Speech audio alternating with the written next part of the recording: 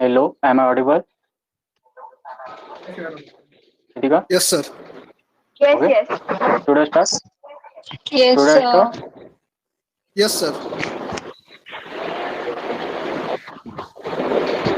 So, hello guys, good afternoon. How are you? I hope you are doing absolutely great. I, Adarsh Gurdev, as a host on behalf of our organizing team, heartily welcome you all, the budding pharmacists and the finalists, live interactive on career opportunities in pharmacy. The motive behind organizing this session is we are creating a open platform for a pharmacy community so that every pharmacy person will able to express or share their knowledge, skills, experiences to other community member also. Suppose anyone from you have some special skill set regarding the particular field, so another person should be beneficial for that. So there is our platform to share or gain something. The best way of express or gain something practically is the interaction only. So our main focus is the present some interactive session. These are all we have planned under our organizing team. Now we need your support in future also, so that we could definitely be helpful for each other. Now let's turn towards our today's session. This will be the first live interactive session under our interactive session series on a topic of career opportunities in pharmacy. This will help you to get much clarity about the pharmacy, pharmaceutical fields, career in pharmacy, scopes, and etc. As you all are the budding pharmacists, you must be much aware about the pharmacy field. So overall, we want to say that keep all the information with you regarding this field and share to other also, so that other will be beneficial. So these are all the topics will be covered in today's session, and all your questions will be answered by our today's speaker. So I would like to request Ms. Vedika to carry on this session further and to felicitate our today's speaker. Thank you. Over to you, Vedika. Thank, thank, thank you so much, Adarsh. Hello, good afternoon to all of you. Myself, Vedika Sarode from B Pharmacy final year student of the Dr. Rajendra Gori Institute of Amravati. So, Adarsh has already explained you the motive of this session. I would like to add some ethical point regarding that note. As a budding pharmacist, we have to change the mentality of people other than the pharmacy that pharmacy isn't only about a medical store. We have to create awareness about it. Basically, we are focusing on that note. This is the main aim of our team. So, we decided to organize the informative and interactive session to all of you. We have invited our special eminent speaker for this session to guide you and acknowledge you. I would like to introduce respected Professor C.A. Gullani sir. He is graduated in M Pharmacy QA from Government College of Amravati. He is currently working as an assistant professor in Dr. Rajendra Gori Institute of Amravati. So I would like to request Professor C.A. Gullani sir to conduct this session and acknowledge to our budding pharmacists under your guidance. Before that, I would like to request to all our attendees to mention their question in a chat box to organizers, so we can unmute you. Or if anyone wants to ask directly or interact with directly with speaker, can put it on a chat box. So we will unmute you. Guys, feel free to ask queries, questions, and doubts in chat box. For this our interactive session. Sir, you can now start this session with your permission. Thank you, sir.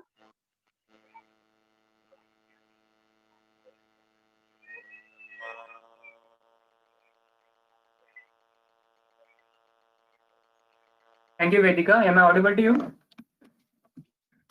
Yes, sir. Yes, sir. Okay. So you have used the word budding pharmacists, right? So pharmacy, basically budding pharmacists. Okay. So what is the word budding? So you are from some students are here maybe from second year. Okay. Some maybe from third, and some might be from the final year. Okay. So the budding process, okay, actually starts from the second and third. Okay. And the final year phase, basically the final year phase is the decision phase. Okay. So basically you need to take the decision of your career in the final year. And for that purpose, we have this 3-year preparative phase, such as first, second, and your third year. Okay, so we have organized this session. Okay, first of all, it is not the official webinar. Let me clear first. Okay, so I can use here in Marathi. Okay, I can say I can talk in Hindi also. Okay, and I can stop with the official language also. Okay, but the basic thing is that if I want to make this session very clear, so I will prefer both the 3 languages. Okay, so first of all, we will move towards today's topic, opportunities after B pharmacy. Okay, so let me clear कि हम जब आते हैं 12th पास करके, okay, so some peoples बार बार कहते हैं, okay, forcefully कहते हैं कि हम एक्सीडेंटली वर्ड यूज करते हैं, स्पेशली एक्सीडेंटली हम बी फार्म में आए हुए हैं. ओके, तो एक्सीडेंटली का मतलब होता है कि वो मेडिकल को वहां पे अपीयर नहीं हुए, या फिर उनका कुछ स्कोर कम आया तो इंजीनियरिंग उन्होंने नहीं करना था सैचुरेशन होने के कारण, तो बी फार्मेसी में आ गए. ओके, सो बी फार्मेसी कर जाते हैं, फर्स्ट ईयर कैसे भी करते हैं, second year, third year, okay, final year उनका निकलता है. ओके, लेकिन फाइनल ईयर के बाद एक्चुअली वो डिसाइड नहीं कर पाते हैं कि उन्हें एग्जैक्टली क्या करना होता है. ओके, जैसा कि मैंने पहले ही कहा था कि फर्स्ट, सेकंड और थर्ड ईयर ये आपकी बहुत ज्यादा जो है प्रिपरेटिव फेज है. ओके, सो हमें फाइनल ईयर में डिसीजन एक्चुअली इन तीनों फेज, अगर हमने अच्छी तरीके से इन तीनों फेज को कवर कर लिया तो फाइनल जो है, फाइनल में हम डिसीजन प्रॉपर ले पाते हैं कि हमें एग्जैक्टली क्या करना है. Okay, so basically here I will talk the opportunities after your B pharmacy. Okay, let me clear the first thing कि important चीज है कि मैं यहाँ पे आपको कोई सजेशन बिल्कुल नहीं देने वाला हूँ कि आपने बी फार्म के बाद क्या करना है. ओके, क्योंकि बहुत सारी फील्ड है, depends on your knowledge. Okay, depends on your interest. Okay, so आप इन 3-4 सालों में क्या क्या सुनते हो, क्या क्या चीजें अपने आंखों से देखते हो. ओके, बेसिकली क्या क्या चीजें आप सुनते हो, सो इन सब पे डिपेंड है. और किसके बारे में बात कर रहा हूँ मैं, जो आजू बाजू का एनवायरमेंट है, पूरे वर्ल्ड का एनवायरमेंट है रिगार्डिंग द फील्ड ऑफ और मेडिसिन. ओके, उसके बारे में हमें देखना है कि हम आगे क्या क्या करते हैं. ये हमें थर्ड ईयर तक पता होता है कि क्या क्या है. ओके, लेकिन फाइनल ईयर में हमें फर्म डिसीजन लेना होता है कि नहीं, मैं एक फील्ड करूंगा, 3-4-5 साल जो भी मुझे निकालना है इस पर्टिकुलर फील्ड में करूंगा. ओके, और इसके बाद मुझे क्या करना है मैं डिसाइड करूंगा, लेकिन बीफार्म के बाद मुझे ये करना ही करना है. Okay, so that will be the most important thing. Okay, again the most important thing is that कि हमें पीजी करना है या फिर नहीं करना है. Okay, some students are here may be from the diploma also. Okay, तो एक बात मैं उनके क्लियर करना बिल्कुल क्लियर कर देता हूँ कि डिप्लोमा के बाद आप बीफार्म को अपीयर हो सकते हो. ओके, लेकिन डिप्लोमा के बाद ही अगर आपको कोई जॉब अगर अपॉर्चुनिटी है तो डिप्लोमा के बाद आप फार्मासिस्ट के कुछ एग्जाम्स जो है हेल्थ डिपार्टमेंट की, ओके, उनके बारे में आप सोच सकते हो, या फिर कोई कंपनी अगर आपको मार्केटिंग अलाउ करती है तो उसके बारे में आप सोच सकते हो. ओके, या फिर सिंपली हमें बिजनेस की तरफ खुद को ओरिएंट करना है. अगर किसी कोई जो पर्सन है, पर्टिकुलर स्टूडेंट है, अगर उसको देखना है कि मैं सिर्फ डिप्लोमा ही करूंगा उसके बाद मुझे करना ही है, तो आप अपने अपॉर्चुनिटीज जो है उसको आप रिस्ट्रिक्ट कर रहे हो. हाँ, मैं ये नहीं बोलूंगा कि आप बिजनेस में फुल एक्सपोजर आप उसको कंप्लीटली दे सकते हो, ठीक है, लेकिन अदर देन द बिजनेस आपने खुद को रिस्ट्रिक्ट कर लिया कि डिप्लोमा के बेसिस पे मुझे कोई भी जॉब देगा. Okay, so that is solve for the D pharm. Diploma की बेसिस पर आप रेलवे की एग्जाम अगर है, अगर उन्होंने मेंशन किया तो आप दे सकते हो.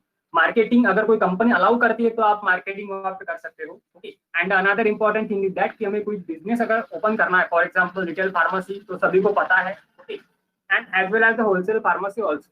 ओके, सो डिप्लोमा स्टूडेंट ये सारी चीजें कर सकता है.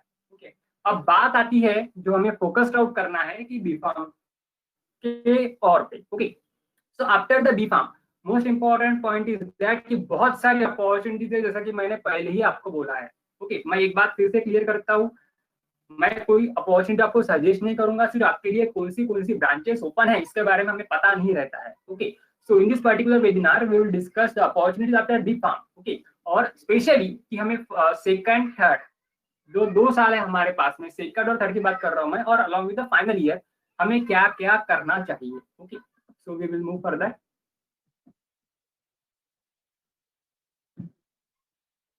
Okay, so we will discuss regarding the action plan of third year. We will discuss regarding the action plan for final year. Okay, and some another opportunities after your B pharmacy. Okay, so first year जब आप admit होते हो, okay, so first year एक आपको समझ में नहीं time चला जाता है कि एग्जैक्टली हमें क्या हो रहा है, हमारे साथ में क्या नहीं हो रहा है. ओके, इंट्रोडक्टरी सेशन होता है सारा फर्स्ट ईयर में, सारी चीजें हमें प्रॉपरली जो फर्स्ट ईयर में है ये हमें समझना पड़ता है. ठीक है, सो फर्स्ट ईयर के बारे में ज्यादा मैं नहीं बोलूंगा, it is the learning phase. Okay, लेकिन जब बात सेकंड और थर्ड की आती है तो सेकंड और थर्ड के फेज में, सेकंड और थर्ड के फेज में हमें एंजॉयमेंट के साथ साथ में हमें अपना करियर पाथ भी बहुत स्ट्रॉन्ग करना पड़ता है. ओके, तो हमारे साथ हमारे पास में सबसे मेन मोटिव जो होता है कि हमें जो हमारे सेमेस्टर एग्जाम्स है वो सेमेस्टर एग्जाम्स वहाँ पे प्रॉपरली क्लियर करना होता है. Okay, so that is the another thing. इसके साथ साथ में हमें 3 चीजों पे फोकस आउट करना चाहिए. ओके, तो हमें इसके साथ में फोकस आउट होना चाहिए. सबसे इंपॉर्टेंट चीजें हमारे लिए कि हमें एक हमारे दिमाग में मोटो फिक्स होना चाहिए कि मेरे घर का फाइनेंशियल बैकग्राउंड कैसा है. Okay, so that is the most important thing. मुझे बी फार्म के बाद में जॉब करना है, मुझे एम फार्म के बाद में जॉब करना है. ओके, अब बेसिकली एक बात मैं यहाँ पे क्लियर कर देता हूँ कि आफ्टर योर बैचलर, ओके, अगर आप पीजी करते हो और आप पीजी अगर नहीं करते हो, 2 चीजों का मैं डिफरेंस बोल देता हूँ आपको.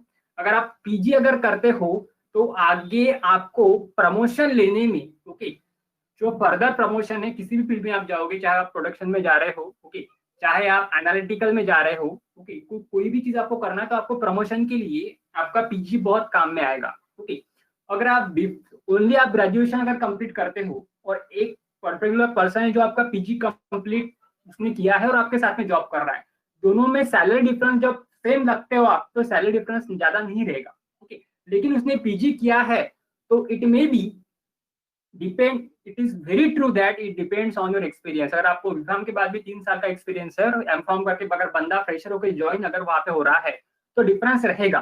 3 साल का आपका एक्सपीरियंस आपको सैलरी शीट पे आपको दिखाई देगा कि मेरी सैलरी इससे ग्रो है. ओके, लेकिन 1 साल अगर उसने एम फार्म के बाद भी अगर निकाल लिया तो बात जब प्रमोशन की आती है तो आपका पीजी उसमें देखा जाता है कि आपने पीजी किया है. ओके, सो आपको प्रमोशन मिल सकता है अच्छे से.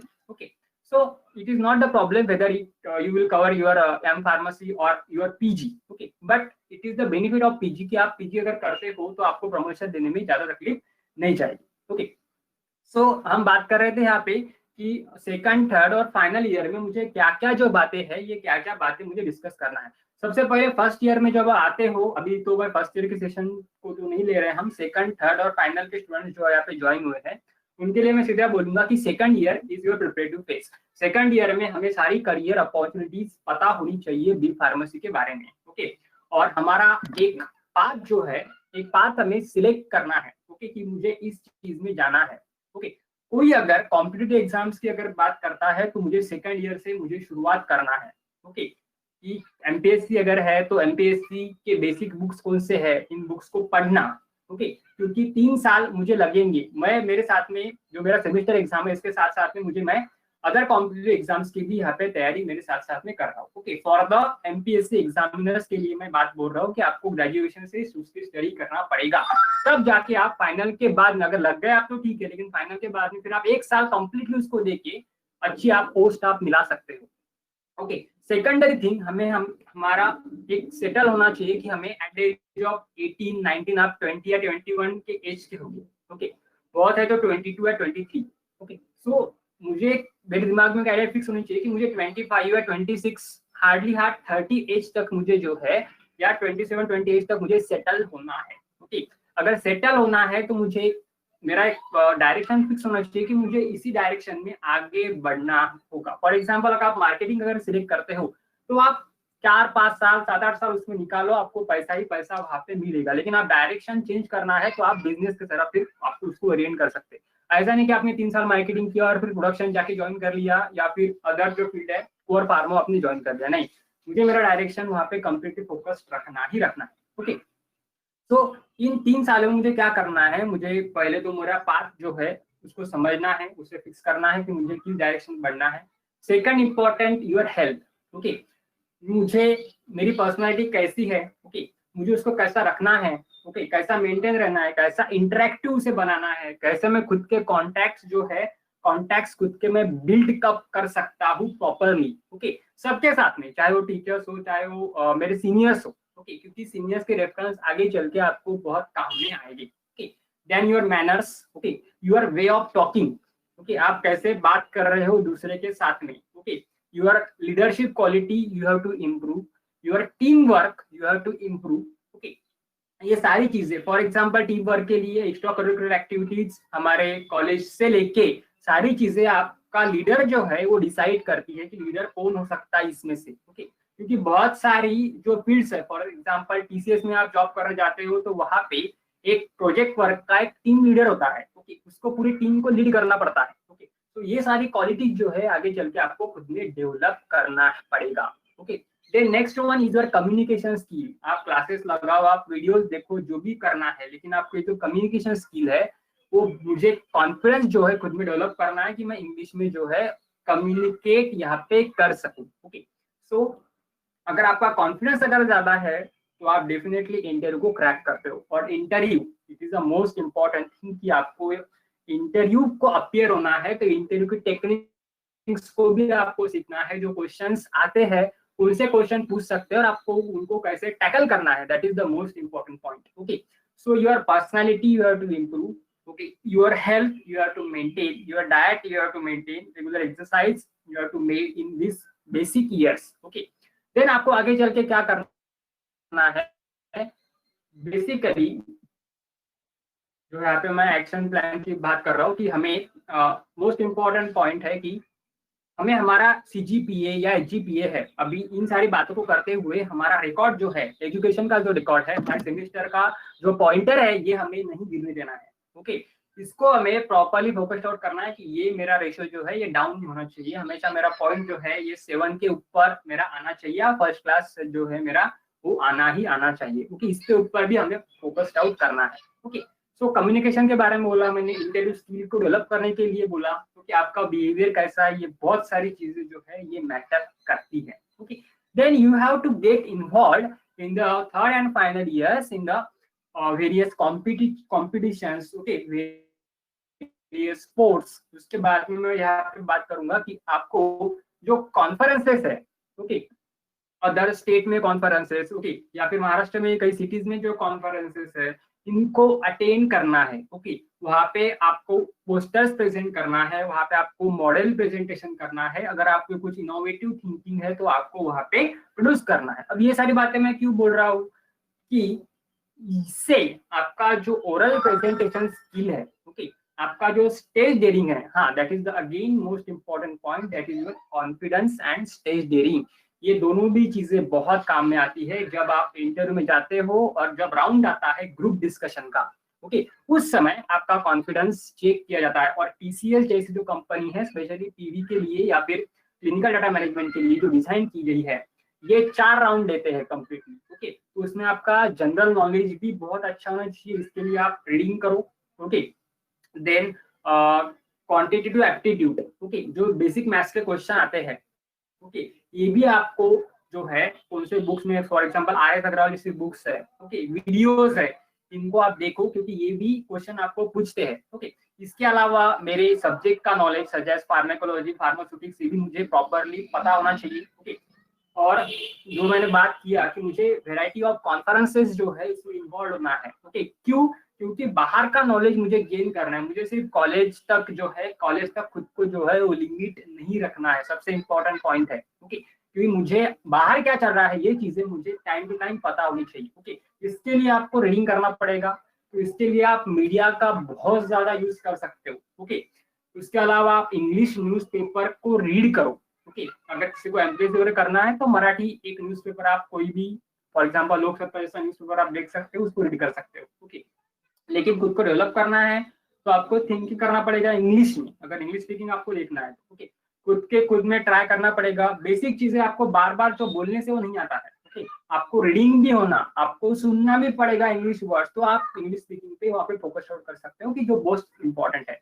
फिर इसका एडवांटेज क्या होता है, स्टेज डेयरिंग, ओके। हम स्पीचेस में पार्टिसिपेट नहीं करते, आखिरी तक के नहीं करते, हम कोई स्टेज पे एक्टिविटी गैदरिंग हो चाहे करिकुलर एक्टिविटी हो नहीं करते। ओके, ये कारण हो जाता है कि हम फिर थोड़े पीछे पीछे आ जाने लगते हैं हर एक के। ओके, तो खुद को प्रेजेंट हम प्रॉपर नहीं कर पाते, तो खुद को प्रेजेंट करना सीखो। ओके, खुद का स्टेज डेयरिंग, खुद का कॉन्फिडेंस जो है इन छोटी छोटी चीजों से ये बढ़ता है। Okay, so that is the most important thing कि हाँ, मैं बात कर रहा था फिर अभी गेस्ट लेक्चर की। ओके, सो गेस्ट लेक्चर है, अदर कॉन्फ्रेंसेस है, आपको वहाँ पे अटेंड करना है, वहाँ पे आपका मॉडल पोस्टर जो भी इनोवेटिव आपने वर्क किया है वहाँ पे आपको प्रेजेंट करना है, खुद को भी रिप्रेजेंट करना है, कॉलेज को भी वहाँ पे रिप्रेजेंट करना है, और वहाँ का नॉलेज जो है वो खुद अडॉप्ट करो। ओके, तो जाके आप आगे चल के खुद में कुछ डेवलपमेंट वहाँ पे कर पाओ। ओके, सो नीचे यहाँ पे आपको कुछ वेबसाइट दिख रही होगी। ओके, तो बहुत ज्यादा इंपॉर्टेंट है। अब इसमें से फार्मा ट्यूटर, मैं बेसिकली कहूंगा कि फार्मा ट्यूटर नाम का जो साइट है उसमें आप खुद का ईमेल जो है वो उससे लिंक कर लो। ओके, फार्मा ट्यूटर से, चाहे अभी से आपको आदत लग जाएगी कि कौन सी वैकेंसीज, कौन सी जो पोस्ट है आपके मेल पे आती जाया करेगी, उसको नोट डाउन कर लेना फार्मा ट्यूटर पे। ओके, इससे आप अपना जो आपकी मेल आईडी है इससे लिंक कर लो। ओके, सो आपको रिज्यूम भी आपका एक प्रॉपर बनाना पड़ेगा, फिर रिज्यूम में आपको चीजें कौन सी ऐड करना है, that is the most important point. Okay, आपकी वीक स्ट्रेंथ क्या है, आपकी स्ट्रॉन्ग स्ट्रेंथ क्या है, वीक स्ट्रेंथ को स्ट्रॉन्ग स्ट्रेंथ में आप कैसे बदलते हो, ये भी क्वेश्चंस आपको पूछे जाते हैं। Okay, what are the qualities in you that we should hire you in our company, इसका भी आंसर आपको बताना पड़ता है। ओके, सो इन सारे क्वेश्चंस को कैसे टैकल आउट करना, that is the most important point. Okay, so अभी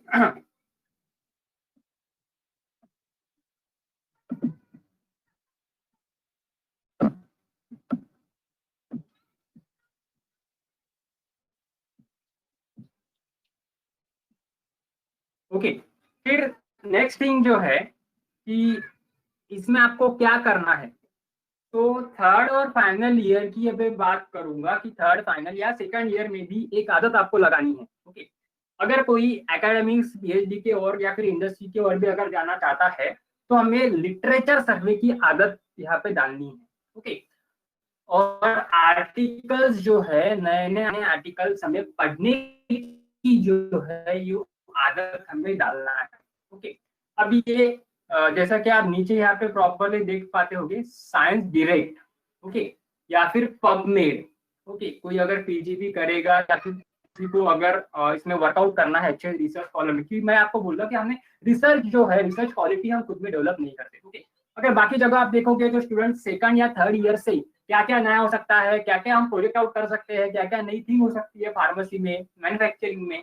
ओके, इसका छोटा छोटा मॉडल जो है हम कॉलेज लेवल पे बना सकते हैं। ओके, और उसको कहीं पे जाके प्रेजेंट कर सकते हैं। यानी रिसर्च नाम की जो थिंग है ये हमें मेडिसिन में हो या कुछ भी, स्पेशली हम फार्मेसी फील्ड के बारे में हमें बात कर रहे हैं कि छोटे छोटे टॉपिक जो है कम से कम टाइम में हम प्रोडक्टिविटी अगर बढ़ाना है, प्रॉपरली किसी चीज का एनालिसिस करना है, तो क्या क्या हमारे दिमाग में आ सकता है, छोटे छोटे मॉडल को जो है हमें स्टडी करना है। ओके, सो सबसे पहले आर्टिकल्स पढ़ने की आप आदत लगाओ। ओके, रिसर्च आर्टिकल आपको साइंस डायरेक्ट पे नए नए आर्टिकल्स मिलेंगे, पबमेड पे नए नए आर्टिकल्स मिलेंगे, जो थर्ड और फाइनल के स्टूडेंट्स होंगे ये इन चीजों को अभी समझना शुरू करो। ओके, क्योंकि ये बहुत ज्यादा इंपॉर्टेंट थिंग है आपके लिए। और रिसर्च पेपर आपको ड्राफ्ट करते आना चाहिए, आपका खुद का रिसर्च पेपर होना चाहिए जिसमें आप करस्पॉन्डिंग ऑथर हो, यानी आपने लिखा हुआ पेपर। ओके, ये सारी चीजें मैं क्यों बोल रहा हूँ कि इन सारी चीजों का एडवांटेज आपको फ्यूचर में बहुत ज्यादा होगा, आपका रिज्यूम जो है वो बहुत ज्यादा स्ट्रॉन्ग वहां पे निकलेगा। अब लिटरेचर रिव्यू मतलब क्या करना, किसी फॉर एग्जाम्पल मैं सस्टेन्ड रिलीज फॉर्मुलेशन पे अगर वर्क कर रहा हूँ। ओके, तो सस्टेन्ड रिलीज फॉर्मुलेशन में अभी मॉडिफिकेशन क्या क्या आया है, अभी रिसेंट 2019-20 में क्या क्या आया है, तो अभी तक की, ओके, 1990 से लेकर अभी तक के क्या क्या उसमें वर्कआउट हुआ है, इन सारे रेफरेंस को रेफर करना, that is your literature review. Okay, so इसको देखो, आर्टिकल्स को देखो। ओके, एब्स्ट्रैक्ट को पढ़ना सीखो। एब्स्ट्रैक्ट में समरी होता है कि पूरे रिसर्च आर्टिकल में एक पूरा रिसर्च आर्टिकल जो है आपका, उस रिसर्च आर्टिकल की एक छोटी सी summary, that is your abstract. तो एब्स्ट्रैक्ट बनता कैसे है, एब्स्ट्रैक्ट में एग्जैक्टली क्या है, हम उसको बना सकते हैं क्या, कोई नया टॉपिक हमारे दिमाग में आता है क्या, ये सारी जो चीजें हैं ये डेवलप आपको सेकंड या थर्ड ईयर से ही करना है। ओके, यानी आपको रिसर्च माइंड को आपको क्या करना है, स्टिमुलेट वहां पे करना है। Okay, so that is the most important point कि आप पबमेड, साइंस डायरेक्ट जैसे एल्सवेयर जैसे जर्नल को आप कंसिस्टेंटली पढ़ा करो। ओके, और नए नए अपडेट्स जो है, फॉर एग्जांपल अभी कोविड-19 चल रहा है, पैंडेमिक सिचुएशन है, तो उसमें वैक्सीन कौन सी आ रही है, फिर उस वैक्सीन में क्या है, what is the mechanism of that vaccine, तो अदर नए ड्रग्स क्या क्या आ रहे हैं, उनका मैकेनिज्म क्या है। ओके, कोई हमारे पास में चिट्ठी आती है, कोई ड्रग अगर हमारे सामने बॉटल पड़ी हुई है, कोई टैबलेट पड़ी हुई है, तो उसमें कंटेंट क्या है, कौन सा ड्रग है, इसका मैकेनिज्म क्या है, कितना डोज है, तो ये सारी चीजें है, ये पढ़ने की हमें आदत होनी चाहिए, तब जाके आप कंपटीशन में वहां पे टिक सकते हो। ओके, सो अब इन चीजों को पढ़ते समय या बोलते समय एक बात मैं वहां पे क्लियरली मेंशन आउट करूंगा कि थर्ड और फाइनल ईयर में होते हुए आप के दिमाग में अगर कोई रिसर्च प्रपोजल अगर है, ओके, आपका कोई प्रॉपर गाइड है और आपके दिमाग में अगर कोई रिसर्च प्रपोजल है, तो आप उस रिसर्च प्रपोजल को, फॉर एग्जांपल यहाँ पे आप नीचे देख सकते हो CSIR, okay, central scientific and industrial research organisation, okay, CSIR जैसे इंस्टीट्यूट को वहां पे आप क्या कर सकते हो, देखो CSIR लेबोरेटरी यहाँ पे दिखाया गया है, तो CSIR जैसे, ओके, वहां पे जो इंस्टीट्यूट्स है, आप क्या कर सकते हो, आप फंडिंग के लिए वहां पे अप्लाई कर सकते हो। ओके, ये थर्ड और फाइनल की बात कर रहा हूँ मैं, आपके दिमाग में कोई रिसर्च प्रपोजल आता है और अगर वो प्रॉपर है, तो आप उसका प्रपोजल लिख के उन्हें एक अप्लीकेशन भेज सकते हो। ओके, ताकि जो रिसर्च है उसको आपको फंडिंग मिले। ओके, ये होता है, हमें ये चीजों के बारे में नहीं पता होता है, लेकिन बहुत सारे लड़के बच्चे जो है ये अप्लाई करते हैं, इस बात को हम डिनाई नहीं कर सकते। ओके, सो फेलोशिप हमें उसकी मिलती है, उस रिसर्च को कैरी आउट करने के लिए मिलती है। ओके, सो देखो टाटा रिसर्च फेलोशिप, TIFR, उसके बाद में CSIR जैसे इंस्टीट्यूट में जो है हम यहाँ पे फेलोशिप के लिए अप्लाई कर सकते हैं, अगर हमारे दिमाग में कोई रिसर्च प्रपोजल अगर है तो। ओके, तो उसके लिए पूरा रिसर्च कंप्लीट होने तक के हमें फंडिंग भी वहां पे मिल सकता है। ओके, या फिर आप अगर देखो for example ACSR, doctor Abdul Kalam summer training program, okay, so इसमें आप अप्लाई कर सकते हो। ओके, 2 महीने का ये ट्रेनिंग प्रोग्राम, एक 2 महीने का ट्रेनिंग पीरियड आपका रहेगा, जिसमें आपको बेसिक साइंटिस्ट के अंदर काम करने का 2 या 3 मंथ के लिए आपको जो है समय मिलेगा। ओके, सो बहुत सारी चीजें आप वहां पे सीख सकते हो, तो एक आधा प्रोजेक्ट आप सीख सकते हो, अगर आपके दिमाग में रिसर्च प्रपोजल है तो आप पुट कर सकते हो। ओके, सो ये साइट पे जाके जो यहाँ पे लिंक बताई गई है, ये साइट पे जाके आप देख के उसको चेक कर सकते हो। ओके, इसके नोटिफिकेशंस निकलते हैं, उन नोटिफिकेशंस पर भी हमें ख्याल रखना है। बाकी चीजें अगर बच्चे अगर एडवांटेज का लेते हैं, तो अगर कोई रिसर्च में वर्कआउट करना चाहता है, ओके, तो क्यों ना हम हमारे स्टूडेंट्स को उसको अलाउ करें। ओके, तो ये सारी जो चीजें हैं, इन सारी चीजों को हमें क्या करना है, देखना है। Okay, that is the most important point. Okay, अब इसकी प्रोसीजर भी यहाँ पे दी है कि हमें एप्लीकेशन फॉर्म वहाँ पे देना, सबमिट करना पड़ता है। ओके, आपका स्टेटमेंट क्या, आपका रिसर्च क्या हो सकता है, उसके बारे में आपको लिखना, और आप कर सकते हो, अगर आप देखते हो प्रीवियस रिसर्चेस वगैरह, ड्राफ्ट कैसे करना, आपको अगर कोई गाइड करता है तो आप इजीली ये चीजें आप कर सकते हो। ओके, देन एखादा अगर कैंडिडेट अगर इंडस्ट्रियल प्रोजेक्ट के तरफ अगर जाता है, ओके, सो इंडस्ट्री में अगर कोई इंडस्ट्री आपको कुछ प्रोजेक्ट के लिए, अगर उनके यहाँ अगर एक आधा प्रोजेक्ट चल रहा है और आप सेम प्रोजेक्ट में आप इंटरेस्टेड अगर हो, ओके, तो आप हमारे कॉलेज से प्रिंसिपल सर का एक बोनाफाइड लेके और लेटर लेके वहां पे कुछ समय के लिए जो है वहां पे आप ज्वाइन कर सकते हो उनका प्रोजेक्ट, अगर इंडस्ट्री अगर अलाउ करती है आपको। ओके, ये थर्ड फाइनल की चीजें बता रहा हूँ, ये फार्मेसी चीजें मैं बता रहा हूँ यहाँ पे कि आप क्या क्या कर सकते हो। ओके, सो वहां पे भी आपको सीखने के जो है बहुत सारी बातें मिलेगी, जहाँ पे भी आपको प्रैक्टिकल इंस्ट्रूमेंटेशन हैंडलिंग है।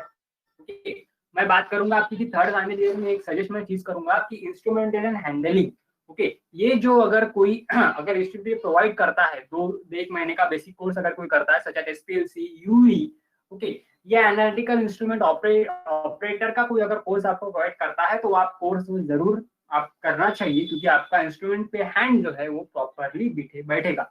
कि आपको इंटरव्यू में पूछा जाता है कि आपको कौन से इंस्ट्रूमेंट जो है वो ऑपरेट करना आता है, तो हम बोल सकते हैं कि हमने ये जो प्रोग्राम्स है हमने ये किया हुआ है। ओके, सो आप वहाँ पे कंसिस्टेंटली और कॉन्फिडेंटली बोल सकते हो। Okay, so what are the skill you must learn during the college. Okay, so सबसे इम्पोर्टेंट पॉइंट है छोटी छोटी चीजें जो है, for example resource management and budgeting. Okay, अब ये चीजें मैं यहाँ पे क्यों बोल रहा हूँ, क्योंकि ये आगे चल के आपको काम में आएगी। फॉर एग्जाम्पल मैंने आपको दिया छोटा सा प्रोग्राम आपको कंडक्ट करने के लिए दिया है, फॉर एग्जाम्पल फार्मासिस्ट डे दिया है, ओके, और एक पे जिम्मेदारी दी कि आपको पूरा जो बजट है उसका आप स्टूडेंट से पैसे कलेक्ट करो, ओके, उसका पूरा अरेंजमेंट करो प्रोग्राम का, ओके। आपको ह्यूमन रिसोर्स भी लिमिटेड है, 2 या मैंने आपको दी कि 5 जो स्टूडेंट्स है आपको आपके साथ में रहेंगे और पूरा मैनेजमेंट करेंगे, ओके। सो आप उस प्रोग्राम को कैसे मैनेज करते हो विद लिमिटेड बजट, लेकिन प्रोग्राम आप सक्सेसफुल करके यहाँ पे क्या करते हो कि सक्सेसफुल करके आप बताते हो। इसका मतलब क्या है कि मोस्ट इंपॉर्टेंट पॉइंट है कि आपने छोटे से अमाउंट में पूरा प्रोग्राम सक्सेसफुल कर दिया। फिर इंडस्ट्री का मेन ओरिएंटेशन क्या होता है, minimum budget maximum output, that is the most important point. तो इसको आप डेवलप कैसे करते हो, ह्यूमन रिसोर्स को आप मैनेज कैसे करते हो, टीम वर्क आप कैसे करते हो, कम से कम समय में ज्यादा काम आप कर सकते हो क्या, okay. So learning from the mistakes, take the experiences, okay. अगर आप बीकॉम के बाद में जाते हो कहीं भी तो 1-2 साल आपको निकालना पड़ेगा। मोस्ट इंपॉर्टेंट पॉइंट है कहीं पे भी जहाँ पे आप जाना चाहते हो, प्रोडक्शन हो चाहे एनालिटिकल हो चाहे कोई भी वर्क हो, ओके, 2 साल आपने निकाले। आप ऐसा नहीं एक्सपेक्ट कर सकते कि पहले ही ईयर में आपको पैकेज मिलेगा 4 और 5 का पैकेज आपको मिलेगा, भी मत करो, ओके। जब तक कि आप 5 बिल्कुल फार्मेसी में 6 या 7 साल कंप्लीट निकाल नहीं लेते, ओके। आपको कंपनी स्विच ऑफ करना है कब, 2 साल या 1 साल आपने निकाला उसी समय आपको कंपनी स्विच करना है 1 साल के बाद में, लेकिन 1 साल आपको कहीं ना कहीं टिकना है, ओके। कंसिस्टेंसी आपको आपकी शो करना है, तब जाके आपका जो ग्रोथ है वो आपको दिखाई देगी। 1 या 1.5 साल में, 2 साल में आपकी सैलरी कितनी दी, आपका एक्सपीरियंस कितना है, इसके बेसिस पे आपको नेक्स्ट कंपनी जो है वो हायर करेगी। आपको सैलरी स्लिप वहाँ पे बताना पड़ता है, आपका एक्सपीरियंस वहाँ पे शो करना पड़ता है। कोई भी आपके सामने कुछ भी फेंकेगा नहीं, कोई पैसा आपको एक फ्री में कोई भी पैसा आपको नहीं देता। जब तक कि आप उसका आउटपुट नहीं देते तब तक कि आप किसी काम के नहीं हो, ये बात आपने दिमाग में डाल लेना है, ओके। देन अब फाइनल ईयर की बात अगर मैं करता हूँ तो फाइनल ईयर में बच्चों ने ये सारी चीजें जो मैं अभी तक बोली है ये डेवलप कर लेनी चाहिए, खुद में ये क्वालिटी जो है वो डेवलप करनी चाहिए, ठीक। अब इनका फाइनल ईयर में फिर क्या है कि इन सारे करियर्स में से मुझे एग्जैक्टली कौन सा करियर मुझे क्या करना है, सिलेक्ट करना है, that is the most important decision you have to taken in your final year, ठीक। देन अब ये जो साइड यहाँ पे बोली है कि मुझे बीफार्म के बाद में कहाँ जाना है, ओके, मुझे इंडिया में खुद को डेवलप करना है या कि मुझे पीजी करने के लिए या जॉब के लिए जो है अब्रॉड में कुछ अपॉर्चुनिटीज भी है, ओके। सो अगर अब्रॉड में आप जाना चाहते हो तो कोई भी चीज जिसमें आप पीजी अगर करते हो दैट इज, हम उसे क्या बोलेंगे कि हम उसे बोल सकते हैं कि एमएस, ओके। अगर आप फार्मेसी में पीजी करोगे तो मैं वहां पे कहूंगा आप एमएस कर रहे हो इन फार्मेसी, ओके।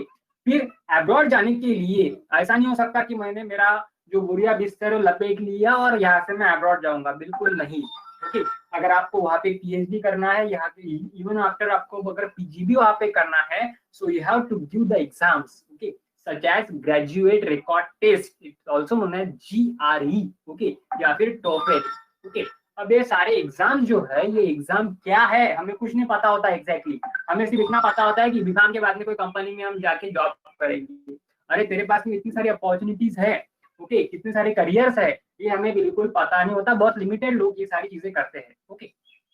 फिर वहां पे एमएस मुझे करने के जाना है तो मुझे जीआरई वहां पे क्रैक करना पड़ेगा, मुझे टोफेल वहां पे क्रैक करना पड़ेगा, बहुत सारी फॉर्मेलिटीज मुझे यहाँ पे पूरी करनी पड़ेगी, तब जाके वेरियस यूनिवर्सिटीज को अब्रॉड में मुझे अप्लाई करना पड़ेगा। अगर मैं जीआरई भी क्रैक होता हूँ टोफेल भी अगर क्रैक होता हूँ तो मुझे वहां पे क्या करना है, अप्लाई करना है, and then one of the university will select you, okay. उसके बाद में आपको वहां पे जाना है और 2 साल वहां पे आपका जो प्री पीएचडी वर्क है या फिर जो थीसिस है वहां पे आपको कंप्लीट करना है, ओके। उस टाइम में हमें कुछ जो यूनिवर्सिटीज है वो टीचिंग भी वहां पे आपको प्रोवाइड करेगी कि आप असिस्टेंट टीचर करके हमारे पास में अपॉइंटेड हो, ओके। इसका मतलब आपको टीचिंग वहां पे करना है, साथ साथ में आपको पीजी भी वहां पे आपका कंप्लीट करने का मौका वहां पे देता है, ओके। मतलब आपको फेलोशिप भी मिलनी चाहिए, ओके, और आप अपना काम भी वहां पे कंप्लीट करोगे, ऐसा हमारा जो एम है वहां पे हमें रखना है, okay. The most important point is that if you want to stay in India, if you want to stay in India, so the first one is your GPAT examination. अब बहुत सारी बातें हम जीपैट एग्जामिनेशन के बारे में कर सकते हैं, लेकिन यहाँ पे हम करियर पॉइंट ऑफ व्यू अगर भाग रहे हैं तो हम सिर्फ जीपैट की जनरल डिस्कस करेंगे कि ये जो एग्जाम है it will be important for your M pharmacy. Okay, so M pharm के लिए ये एंट्रेंस एग्जाम होती है। Okay, graduate pharmacy aptitude test, जिसका एक लॉन्ग फॉर्म है। Okay, so GPAT minimum GPAT eligible candidate can apply for the your M pharmacy. Okay, तो GPAT अगर आपने क्रैक कर लिया तो आपको 14,000 का स्टाइपेंड मिलता है। वो most first thing is that कि कोई भी कॉलेज में एडमिशन लो, आपको नियर अबाउट अभी तक के 12,400 स्टाइपेंड मिलता था, अभी मेरे ख्याल से बढ़ के वो 14,000 तक यहाँ पे आया हुआ है आफ्टर योर GPAT आपने अगर क्वालिफाई अगर की है तो। ओके, सो उसके बाद में जीपैट के बाद में अगर GPAT is the minimum qualification for any PhD aspirant. Okay, कोई भी अगर पीएचडी अगर किसी को करना है, अमरावती यूनिवर्सिटी में कैंडिडेट है, तो ही मे अप्लाई और all over the India if he has qualified his GPAT. Okay, लेकिन कुछ जो इंस्टीट्यूट्स होते हैं उनका खुद का एंट्रेंस एग्जामिनेशन होता है। ओके, फॉर एग्जांपल हमारे इंडिया में total 7 colleges national institute of pharmaceutical research and education, जिसको हम नाइपर वहां पे बोलते हैं। Okay, then here BITS Pilani, okay, Birla institute जो हम बोलते हैं, that is the reputated colleges for your PG, okay, as well as your PhD. Okay, so NIPER की एंट्रेंस एग्जामिनेशन होती है जिसके लिए मिनिमम क्वालिफिकेशन जो है that should be your GPAT. Okay, तो जीपैट क्वालिफाई करके आप नाइपर को जो है नाइपर को वहां पे अप्लाई कर सकते हो। ओके, तो नाइपर की एग्जाम अगर आपने क्रैक अगर कर ली तो जो 7 कॉलेज है उसके बेसिस पे आप कॉलेज कोई भी सिलेक्ट वहां पे आप कर सकते हो। ओके, और वहां पे आप 2 साल निकाल सकते हो। उसके बाद में आपका जो स्टेटस है वो ऑटोमेटिकली बहुत ज्यादा बढ़ जाता है कि आप नाइपर से आपने आपका पीजी किया है। ओके, तो जाहिर सी बात है इसके प्लेसमेंट्स भी आपको अच्छे मिलेंगे।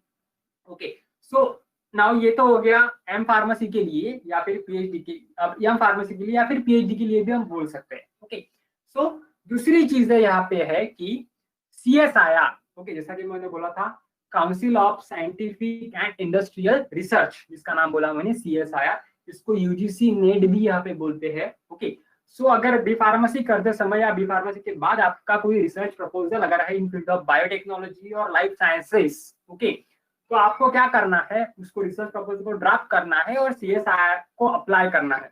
या फिर सबसे इंपॉर्टेंट चीज जो है कि CSIR की 2 साल में 2 बार एग्जाम होती है। Okay, it may be I think in June आपने चेक करना है और it may be on the December. Okay, अगर आपने CSIR के एग्जाम अगर क्वालिफाई अगर आप करते हो और आपने अगर रिसर्च प्रपोजल उनको भेजा, ओके, सो आपको जूनियर रिसर्च फेलोशिप यहाँ पे मैंने इंडिकेट किया है JRF आपको मिलता है। Okay, it may B 20 to 25,000। Okay, वो आपको अगर मिला JRF, पूरा आपका जो रिसर्च है कंप्लीट होने तक के आपको वो फंडिंग जो है वो आपको मिलेगा। ओके, फिर आपका अगर रिसर्च कंप्लीट अगर उसमें आप और ज्यादा कुछ करना चाहते हो तो आप जूनियर रिसर्च फेलोशिप का कन्वर्जन वहाँ पे सीनियर रिसर्च फेलोशिप में भी कर सकते हो। ओके, सो गवर्नमेंट की तरफ से आपको क्या मिलेगा, ये जो CSIR की तरफ से स्पेशली आपको फंडिंग मिलेगा। Okay, for your carry outing your research, that is the most important point. या फिर आप प्रोजेक्ट असिस्टेंट, अगर कोई प्रोजेक्ट अगर चल रहा है, ओके, तो प्रोजेक्ट के लिए भी आप अप्लाई वहां पे कर सकते हो। ओके, सो उसके बाद में मणिपाल यूनिवर्सिटी जो है, मणिपाल यूनिवर्सिटी भी एक स्पेशल यूनिवर्सिटी है जो एक पीजी ऑफर करती है।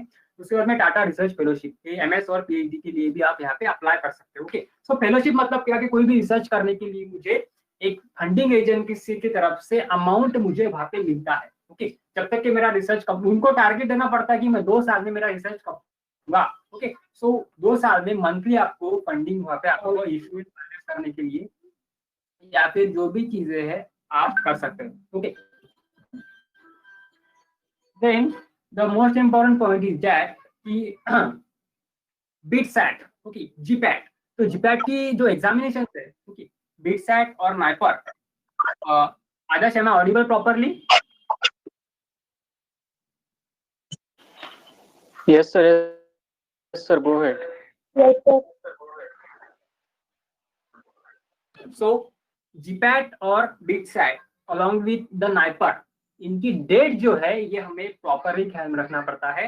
जीपैट जो एग्जामिनेशन है आप थर्ड ईयर में भी दे सकते हो और फाइनल ईयर में भी दे सकते हो, लेकिन आपका रिजल्ट जो है एक्चुअली फाइनल ईयर का कंसीडर किया जाता है, लेकिन थर्ड जो ईयर है आप उसको प्रीलिमिनरी फेस करके आप कंसीडर कर सकते हो कि मैं थर्ड ईयर में जीपैट की एग्जाम दे सकता हूँ और क्वालिफाई भी हो सकता हूँ, ताकि फाइनल में मुझे कोई दिक्कत ना जाए। Okay, so it will have 125 question, 3 hours and 1/4 negative marking, total 500 marks होती है।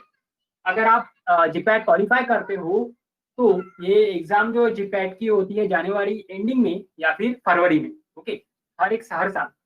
उसके बाद में जीपैट आपने क्वालिफाई करने के बाद में आप नाइपर के लिए अपियर होते हो। Only GPAT qualified candidates are allowed to enter for the NIPER. Okay, और नाइपर की जो एग्जाम होती है वो जून में होती है। ओके, सो इसमें कुछ एप्टीट्यूड के क्वेश्चंस आते हैं along with the pharma questions. Okay, सो ये एमएस के लिए या फिर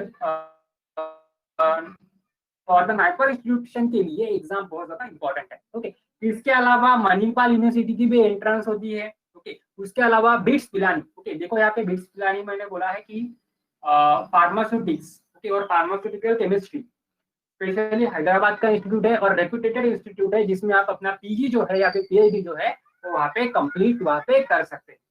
ओके, सो इसकी भी एग्जाम्स होती है। कुछ कुछ इंस्टीट्यूट्स में इंटरव्यू भी होता है पीएचडी के लिए। ओके, कुछ कुछ इंस्टीट्यूट्स में डायरेक्टली आपको एंट्रेंस एग्जाम क्वालिफाई करने के बाद में आपको इंटरव्यू मिलती है। ओके, सो ये सब कुछ बुक्स है जो जीपैट के लिए इंपॉर्टेंट है, लेकिन बहुत सारी जो स्ट्रैटेजी है जीपैट की बहुत ज्यादा इंपॉर्टेंट है, बहुत सारी बातें उसमें जो है वो हमें ऑब्जर्व करना है। इसके बारे में डिटेल तो मैं बोलने वाला नहीं हूँ। What are the top colleges for your M pharmacy. Okay, so इसमें देखो कि नाइपर मोहाली। ओके, नाइपर के तो सभी कॉलेज अच्छे हैं, लेकिन स्पेशली अगर बोला जाए तो NIPER Mohali, then IIT Banaras university. Okay, देखो क्वालिफिकेशन भी वहाँ पे बोला है कि जीपैट की क्या रैंक होनी चाहिए अगर इन इंस्टीट्यूट में आपको अगर एडमिशन अगर लेना है। ओके, देन नाइपर की भी क्या रैंक होनी चाहिए। ओके, और यहाँ पे बोला गया है कि नाइपर के लिए जीपैट क्वालिफाइड कैंडिडेट तो बहुत ज्यादा मस्ट है। ओके, कुछ फीस यहाँ पे बोली गई है। Then most important point is that institute of chemical technology ICT Mumbai, ये बहुत अच्छा एक कॉलेज है फिर एमकॉम के लिए भी। ओके, तो इसको इसमें एंट्रेंस जीपैट के बेसिस पे आप ले सकते हो और आपको इंटरव्यू भी जो है इसका देना पड़ता है। ओके, देन उसके साथ साथ में नोट डाउन कर लो आप, Delhi institute of pharmaceutical education and research, जिसका नाम है डिप्सर। ओके, इसके भी एग्जाम निकलती है या फिर जीपैट के बेसिस पे जो है आप इंटरव्यू और जीपैट की बेसिस, जीपैट भी अगर क्वालिफाई हो तो आपको रैंकिंग होना चाहिए, उसके बाद में भी आपको इंटरव्यू फेस करके आप वहाँ पे एंटर हो सकते हो। ओके, और इसमें बोला गया है Bombay college of pharmacy BCP. Okay, ये भी आपके लिए बहुत अच्छा कॉलेज है। और फाइनली जो हमने बात की थी bits Pilani.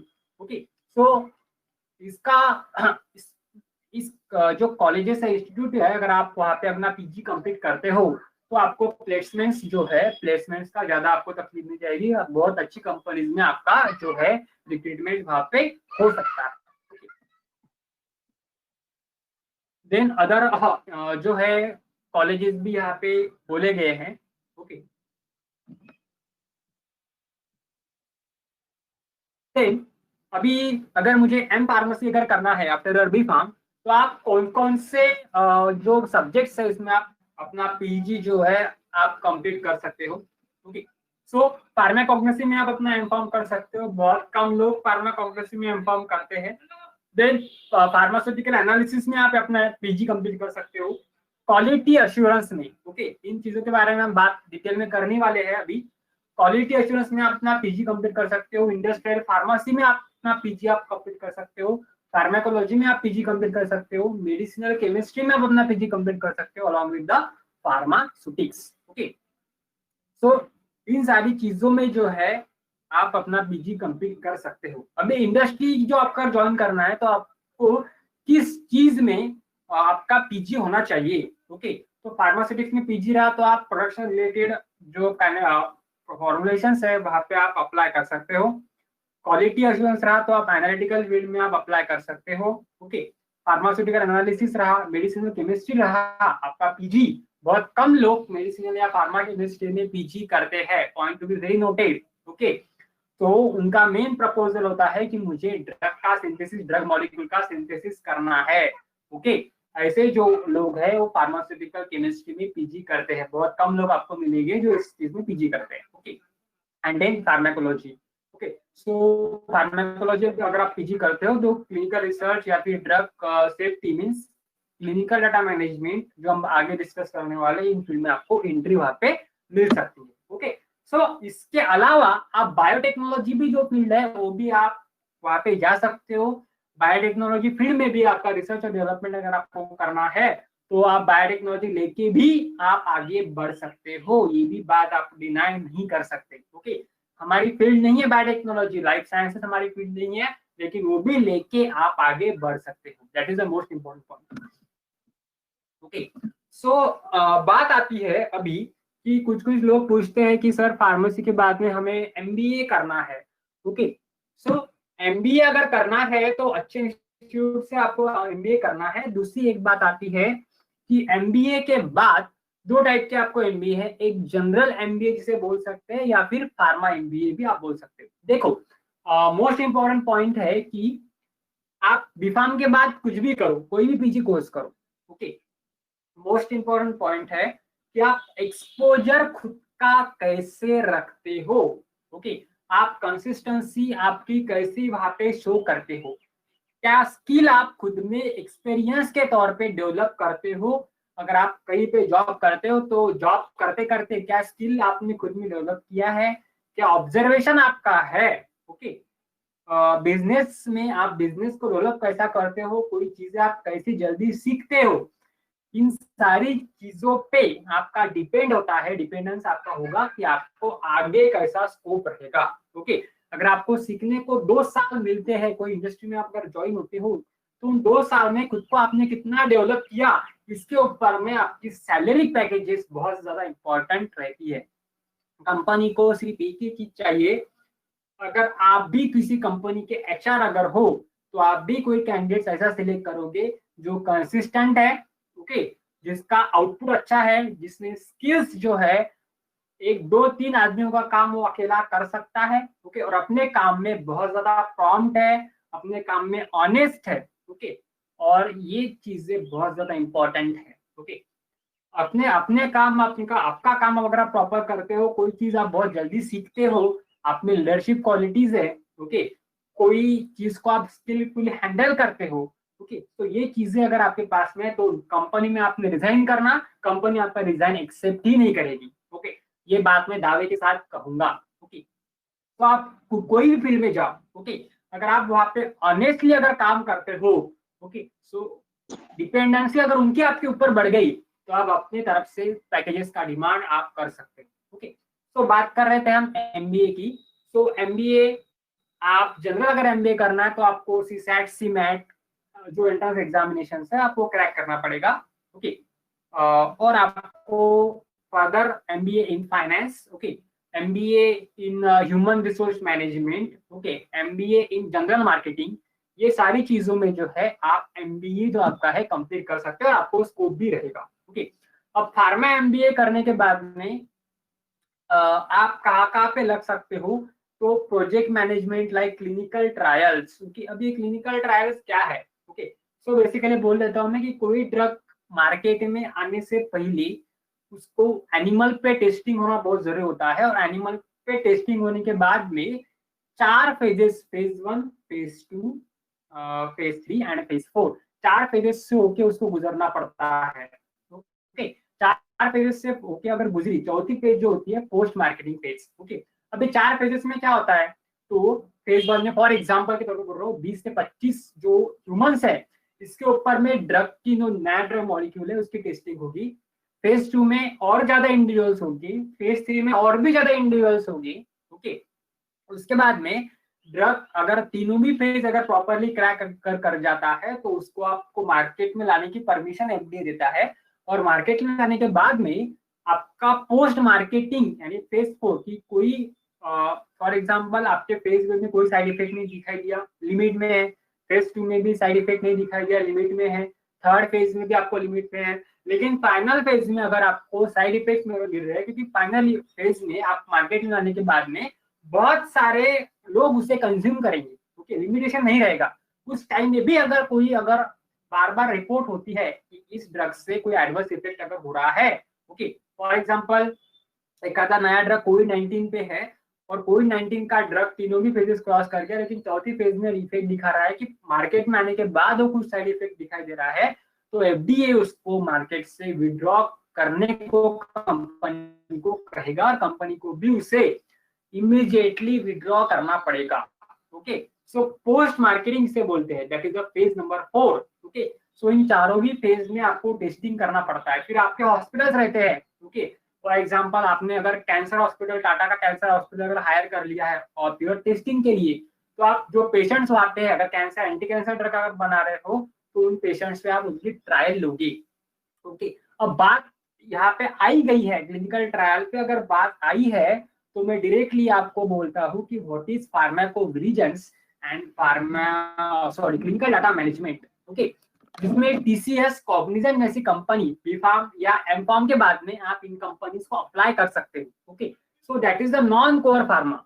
Non core pharma का मतलब यहाँ पे सीधी बात मैं करता हूँ कि ये ऑफिस जॉब है। ओके, सो ऑफिस जॉब है तो हमें क्या करना है बैठे बैठे, तो हमें करना है कि जो क्लिनिकल ट्रायल की जो रिपोर्ट्स है, जो क्लिनिकल ट्रायल चल रही है पेशेंट्स पे हॉस्पिटल्स में, ओके, तो हॉस्पिटल में कितने पेशेंट्स है, किसके ऊपर क्लिनिकल ट्रायल चल रही है, कोई पेशेंट अगर एडवर्स ड्रग इंटरेक्शन देता है क्या कोई ड्रग से, तो उसका डाटा मुझे मेरे पीसी पे बैठ के चेक करना है। ओके, उसने ड्रग कितने बजे लिया, ओके, कोई साइड इफेक्ट दिया क्या, तो वहां का जो आपका रिपोर्टर रहेगा, ओके, वो आपको रिपोर्ट करेगा और आपको डाटा जो है वो रिव्यू करना होता है। ओके, तो डाटा आपको बनाना पड़ता है और डाटा जो है बना के फिर आपको क्या करना पड़ता है, एफडीए को फिर आप दोगे तो एफडीए आपके ड्रग को फिर अप्रूवल देगा। Okay, so that is all I included. Further भी इसके बारे में डिस्कस करेंगे हम, फार्माकोविजिलेंस और क्लिनिकल डाटा मैनेजमेंट। तो बैठे बैठे इन चीजों के लिए आपको जो है वो पैसा मिलता है, क्योंकि आप फार्मासिस्ट हो, आपको एडवर्स ड्रग इंटरेक्शन समझ में आता है। That is the most important point. Okay, so business की बात कर रहे थे हम, एमबीए और जनरल एमबीए में डिफरेंस क्या है। तो जनरल एमबीए को भी बहुत ज्यादा स्कोप है और फार्मा एमबीए को भी आपका स्कोप है, लेकिन आप एक्सपोजर कैसे रखते हो इस पे सारी चीजें डिपेंड है। ओके, सो इंटरनेशनल मार्केटिंग में आप हेड हो सकते हो, एरिया सेल्स मैनेजर बन सकते हो, सैलरी पैकेज भी आपका बहुत अच्छा होगा, लेकिन फिर भी मैं बोलूंगा कि आप एक्सपोज कैसा करते हो खुद को, that is the most important thing. Okay, so these are related to general MBA and pharma MBA. Okay,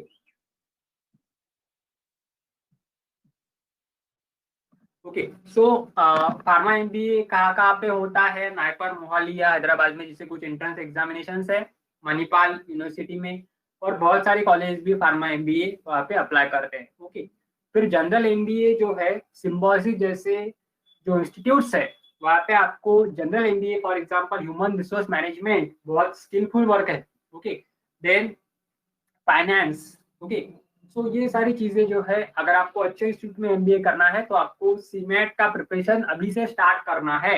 okay, कोई अगर बैंकिंग सेक्टर में जाना चाहता है तो उसको बैंकिंग की जो क्लासेस है वो सेकंड या थर्ड ईयर से उसने लगा लेना चाहिए, ताकि फाइनल में आपको फिर दिक्कत ना जाए। फाइनल आपने क्रॉस करके आपका सिर्फ क्या होना चाहिए कि आपकी एंट्री कहीं पर भी होनी चाहिए। अगर आपको जॉब करना है तो फाइनल के बाद में आपकी एंट्री होनी चाहिए। ओके, आपका टाइम वेस्ट नहीं होना चाहिए, इसीलिए आप सेकंड ईयर से इन चीजों की आदत लगाओ कि मुझे कौन से क्लासेस एग्जैक्टली ज्वाइन करना है। Okay, that to be decided. Then कुछ नॉन फार्मा कोर्सेस है जहाँ पे आप अप्लाई कर सकते हो। Okay, for example biotechnology field हमने बोला है, तो इसके लिए भी कुछ इंस्टीट्यूट दिए हैं वहाँ पे, for example AIIMS, okay, BHU, Banaras Hindu university, ICMR, Indian council of medical research, CMC. तो एक बात भी हमें गौर करना चाहिए कि जिस करियर में बहुत सारे लोग जाते हैं, ओके, लेकिन जिस करियर में बहुत सारे लोग जाते नहीं है वहां पे भी अगर हम अप्लाई करते हैं तो हमें चांसेस है या नहीं, इस चीज को भी हमें क्रॉस आउट करना चाहिए। ओके, देन आप एमटेक या फिर एमएससी के लिए भी आप जा सकते हो इस पर्टिकुलर फील्ड में। देखो, इस चीज को आप निग्लिजिबल नहीं कर सकते हो। For example cell biology development, structural molecular biology, ये भी चीजें आपके काम में आ सकती है। ओके, या फिर कुछ डिप्लोमा कोर्सेज अगर हो गए क्लिनिकल ट्रायल्स में, क्लिनिकल डेवलपमेंट में, ओके, तो ये भी आप करने का सोच सकते हो। ओके, देन आता है बाद में पीएचडी क्या। ओके, अभी बहुत बात की बात मैंने आपको बोला है कि एमकॉम या पीजी करने के बाद में अगर आपको पीएचडी अगर करना है तो कोई यूनिवर्सिटी की पेट की एग्जाम्स होती है। ओके, हर एक यूनिवर्सिटी, एचजीबीयू की बात किया तो एचजीबीयू की एक स्पेशल पेट एग्जाम होती है। नागपुर यूनिवर्सिटी की बात करूंगा, फिर पुणे यूनिवर्सिटी की बात करूंगा तो पेट नाम की एग्जाम होती है उनकी, वो क्वालिफाई किया आपने तो आप एलिजिबल होते हो। ओके, लेकिन बहुत सारी जो इंस्टीट्यूट्स है आपको जीपैट कंपलसरी आपको कहती है। इवन 3 केस ऑफ पीएचडी के बारे में बोल रहा हूँ मैं, लेकिन 3 साल तक उसका जो स्कोर है वो वैलिड होना चाहिए जीपैट का। ओके, तो आप जीपैट अगर आप हो तो आप पीएचडी के लिए भी वहां पे अप्लाई कर सकते हो। ओके, सो पीएचडी हमने पहले ही बोला था कि Tata institute of fundamental research, यहाँ पे आप अप्लाई कर सकते हो।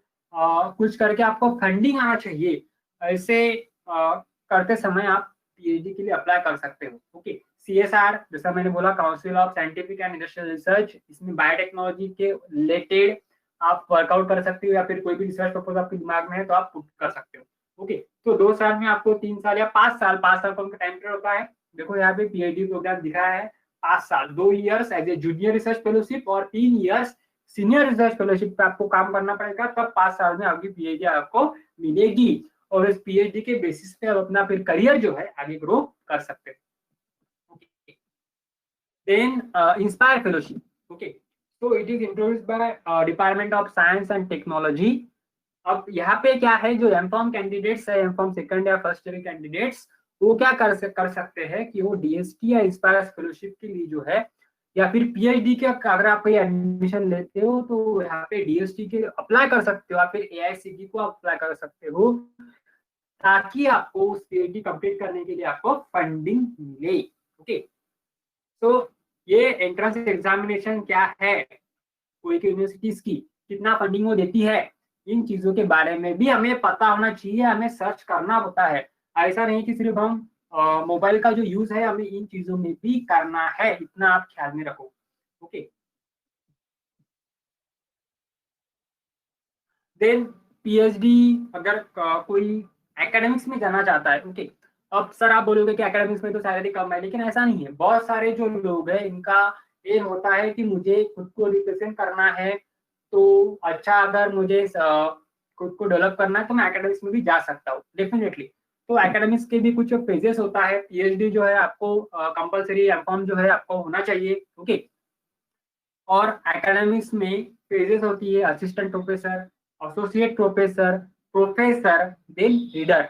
ओके, अच्छे इंस्टीट्यूट में आप अगर हो तो आपका पैकेज भी उस हिसाब से अच्छा रह सकता है। ओके, इसके अलावा आप एमकॉम के बेसिस पे जो स्टेट गवर्नमेंट की गवर्नमेंट कॉलेजेस के लिए जगह निकलती है, ओके, टीचर्स के लिए, लेक्चरर के लिए, as a lecturer in diploma colleges, government colleges, okay, या फिर एमपीएससी के कुछ एग्जाम्स निकलती है for recruitment in the government college of pharmacy as a lecturer, तो वहां पे भी जो एग्जाम्स है आप फेस कर सकते हो। ओके, देन अगर अब्रॉड में आपको आपका मास्टर अगर करना है, आपको एमएस अगर करना है, तो उसके लिए आपको कुछ एग्जाम्स जो है आपको चेकआउट क्या करना है। ओके, कि आप जा तो रहे हो लेकिन वहां पे आपका करियर बनेगा क्या। ओके, स्कॉलरशिप की कुछ कुछ पॉसिबिलिटी है क्या, आपकी फाइनेंशियल कंडीशन घर की कैसी है। अगर all are okay then you can think about the abroad. Okay, तो इसमें अभी बेसिकली आप एग्जाम्स कौन सी दे सकते हो। ओके, तो आप एग्जाम दे सकते हो इसमें GRE, okay, that is the graduate record test. Okay, और ये सारा डिपेंड है कि आपका इंग्लिश स्किल, आपका grammatical skill, okay, verbal reasoning, then quantitative reasoning, analytical writing, यानी आपका इंग्लिश जो है आपको स्ट्रॉन्ग करना है, या फिर इसकी क्लासेस अगर करना है आपको तो आप नागपुर जैसे जगहों पे आप कर सकते हो। ओके, फिर ये क्लासेस करके आपको एग्जाम के लिए रजिस्टर होना पड़ता है। इस एग्जाम की फी भी बहुत ज्यादा रहेगी। ओके, और डेली बेसिस पे एग्जाम चलती है, ग्रेजुएट रिकॉर्ड टेस्ट। ओके, तो आपको एक डेट सिलेक्ट करना है, उस डेट पे फिर लॉग इन करके आपको जो है एग्जाम आपको देना पड़ता है, graduate record examination. Okay, so this is the minimum. ये क्वालिफाई करने के बाद में फिर आप कौन से यूनिवर्सिटी को अप्लाई करना है आपको वो डिसाइड करना है। Okay, so English fluency, okay, grammatical writing, okay, then listening power आपकी, ये सारी चीजें जो है जीआरई में डेवलप हो जाती है अपने आप में, ओके, ग्रेजुएट रिकॉर्ड टेस्ट में, ओके। तो इसके क्लासेस भी आप पढ़ सकते हो, ये भी चीज दे सकते हो, ओके। साथ साथ में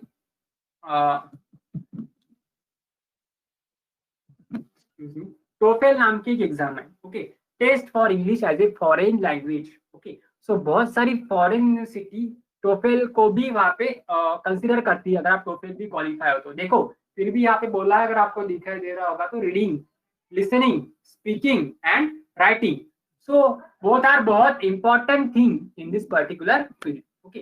देन उसके बाद में आती है IELTS, that is International English Language Testing System, okay. तो IELTS की जो एग्जाम है ये भी इंग्लिश फ्लुएंसी पे आपका डिपेंड है कि आप इंग्लिश फ्लुएंसी आपकी कैसी है, ओके। सो IELTS को भी आप क्या कर सकते हो, इसके एग्जाम के बारे में देख सकते हो और एग्जाम्स आप दे सकते हो, ओके। ये तीनों भी जो एग्जाम है आपको फॉरेन में अगर जाके, अगर वहां पे आपको MS या PG अगर करना है तो फॉरेन में आप क्या कर सकते हो, इन चीजों के बारे में आप सोच सकते हो, ओके। सो जो एग्जाम है उसको नोट डाउन कर लो, इसके बारे में आपको देखना है IELTS, GRE, टोफेल, ओके, इनके क्लासेस क्या होता है, बेसिक क्राइटेरिया क्या है, कितनी फीस है, ओके, इसके बारे में आप देख सकते हो। Then jobs for B pharmacy graduates, okay.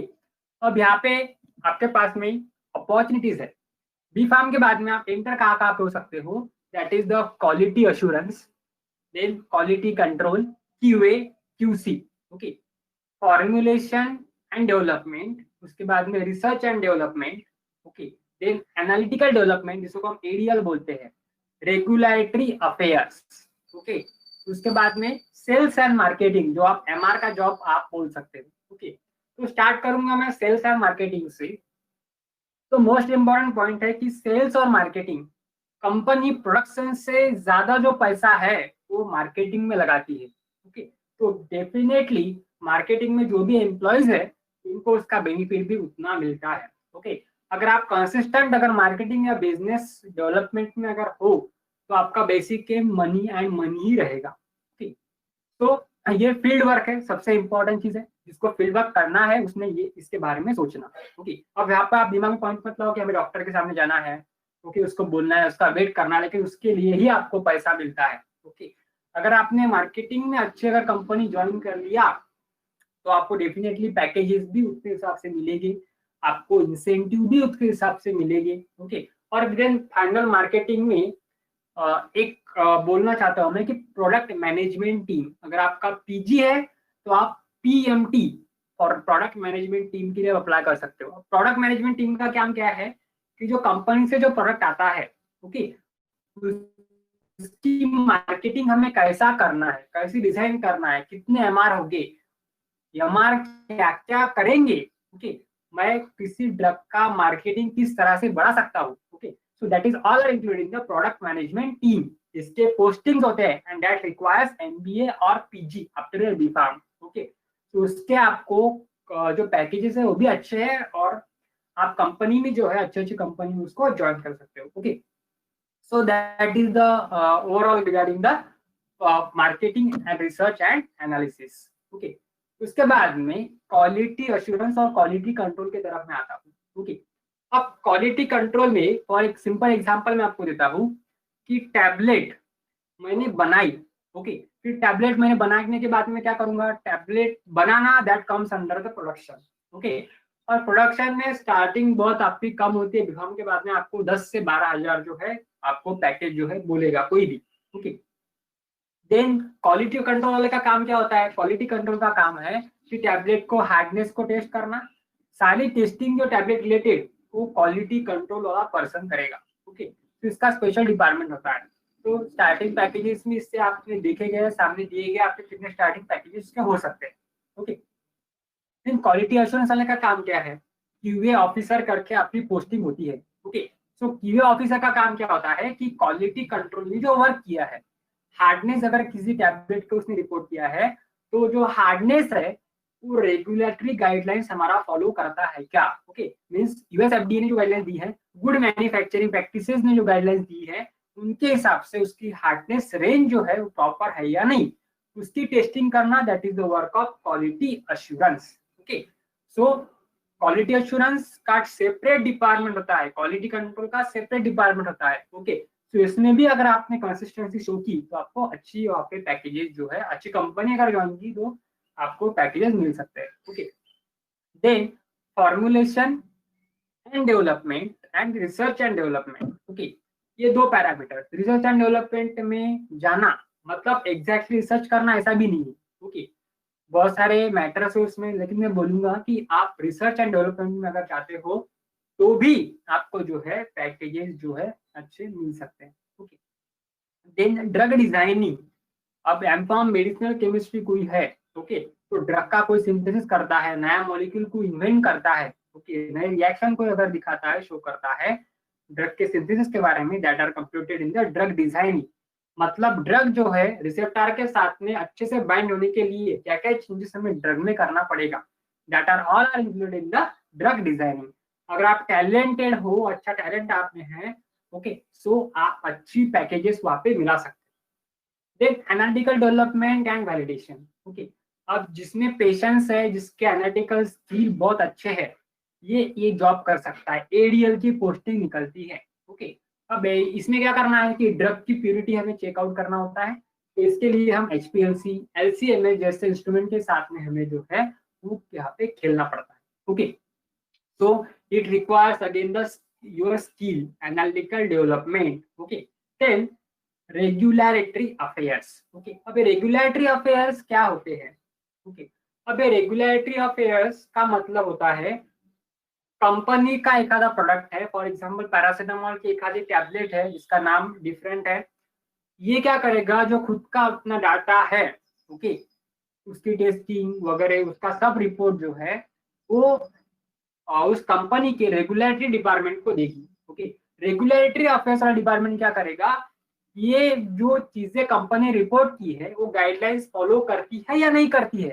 Okay, test नहीं करेगा लेकिन चेक करेगा, सिर्फ क्यूए टेस्ट भी कर सकता है, लेकिन रेगुलेटरी अफेयर्स क्या करेगा कि FDA के जो गाइडलाइंस है उसमें ये सारे रिपोर्ट्स आते हैं क्या, रिपोर्ट जो है वो फॉलो करते हैं क्या। ओके, तो ये चीजें देख के फिर डॉक्यूमेंट्री जो काम है ये रेगुलेटरी डिवीजन का होता है, उसमें बहुत सारे डिपार्टमेंट्स और इसमें बहुत सारी अपॉर्चुनिटीज है जो FDA के साथ में लिंक आउट हो सकती है।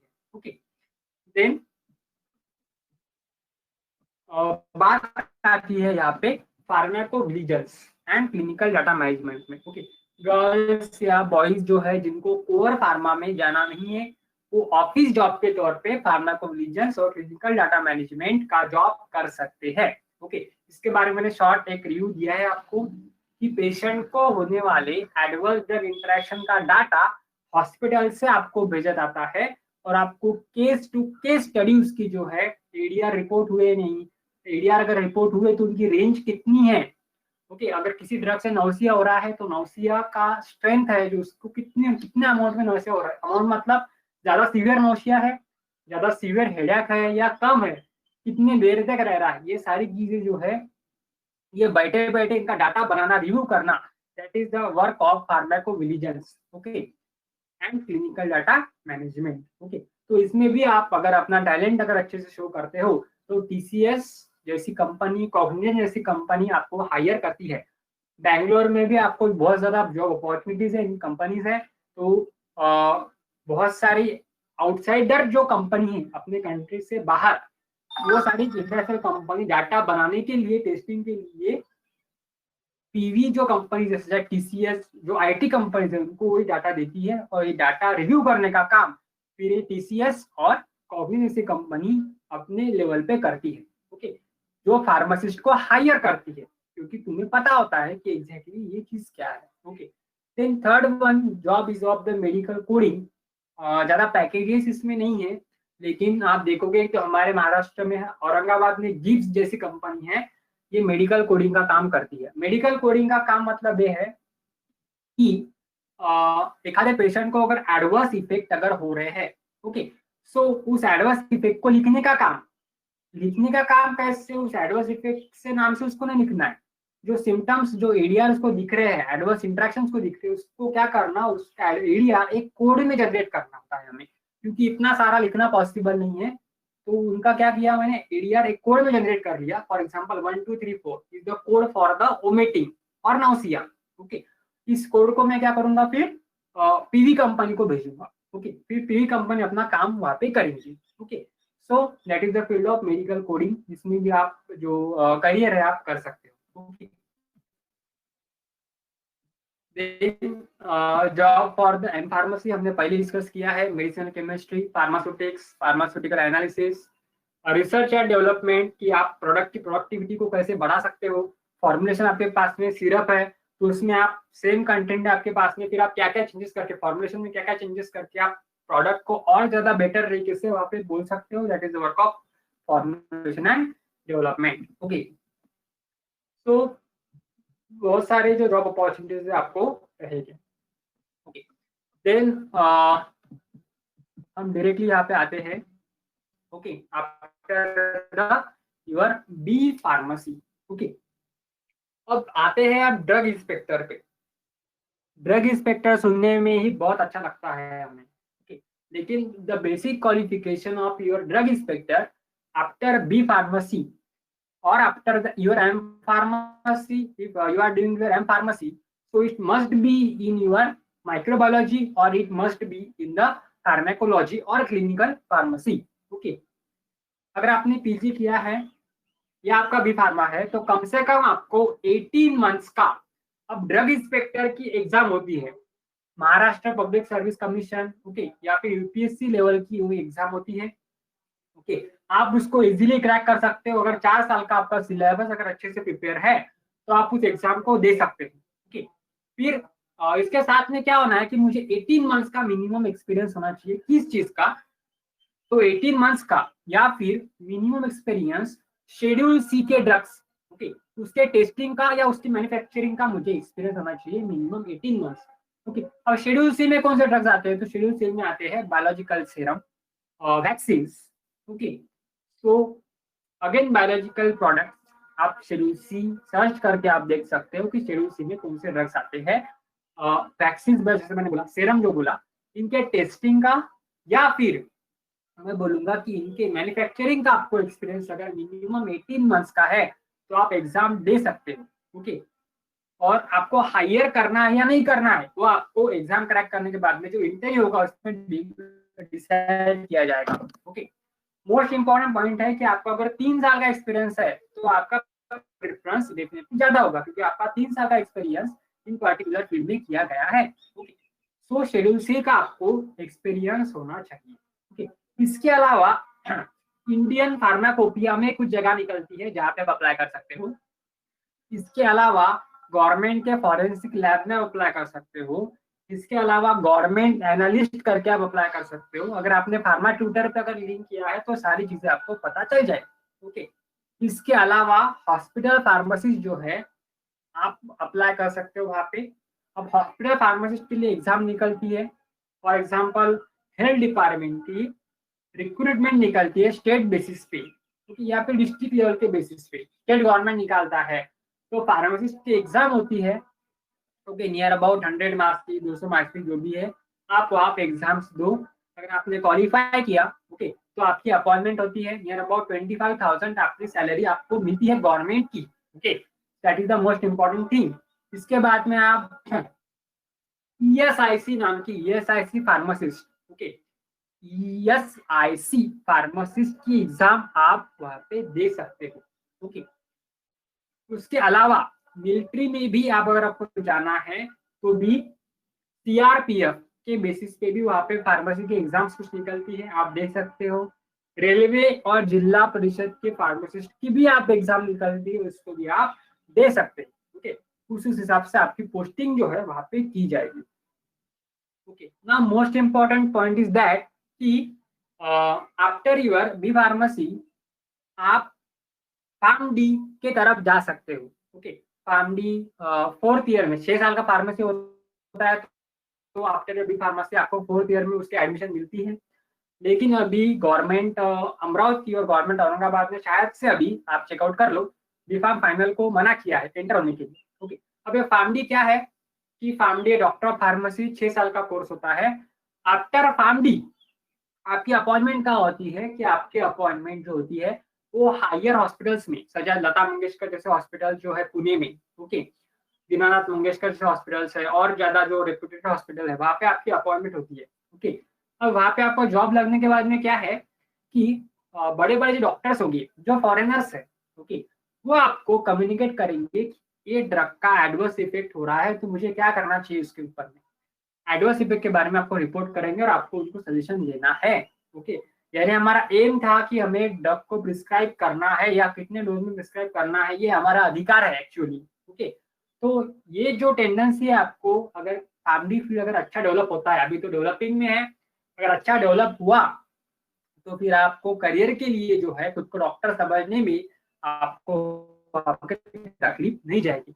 लेकिन अदर कंट्रीज में फार्मासिस्ट का इम्पोर्टेंस जो है हमारे साथ तो बढ़ता ही जा रहा है, लेकिन अदर कंट्रीज में बहुत ज्यादा इम्पोर्टेंस है, ओके। तो आप इसके बारे में सोच सकते हो। देन इसके अलावा मुझे बोलना है स्पेशली कि हॉस्पिटल फार्मासिस्ट के बारे में भी आपको प्राइवेट हॉस्पिटल्स में भी आपको अपॉइंट मिलती है।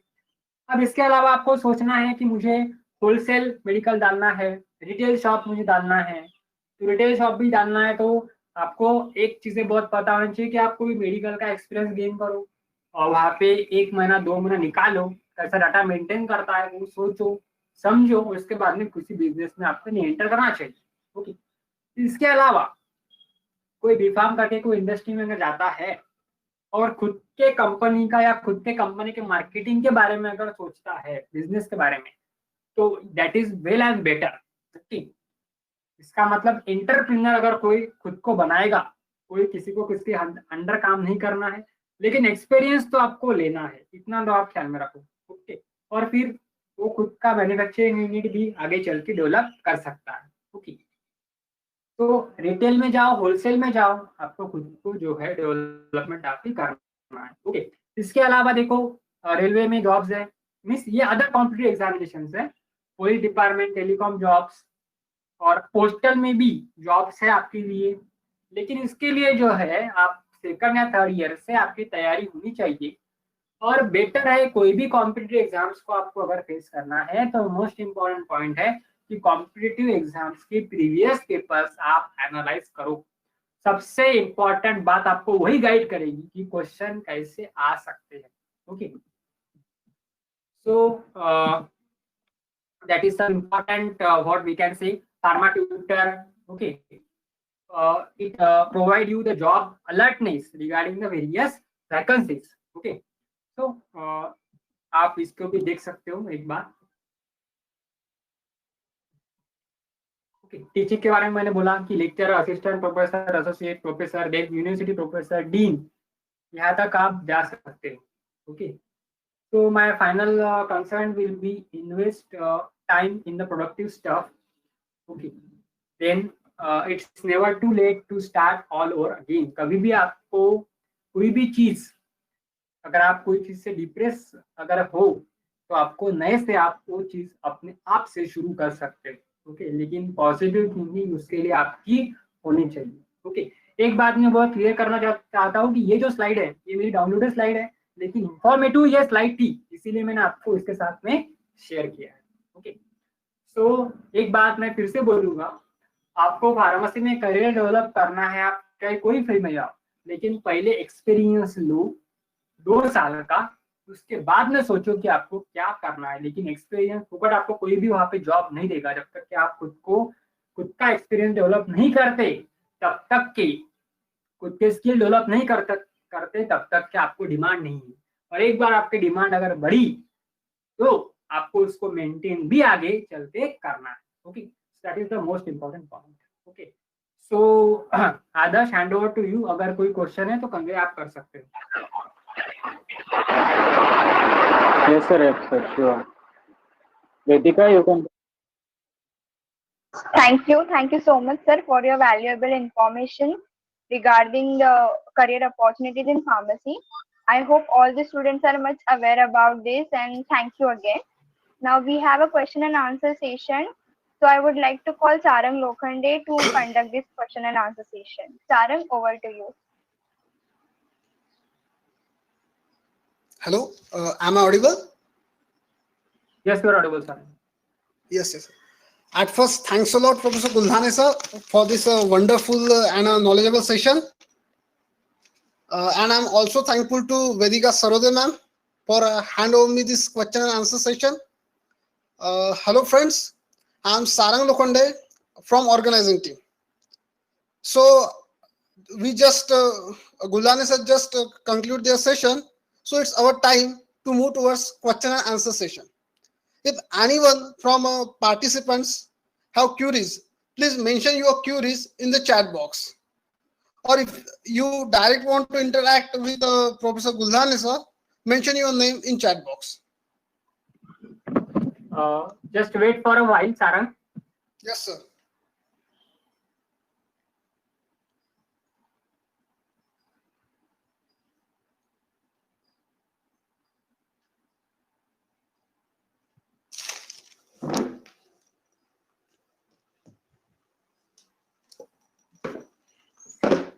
Okay, you can communicate now.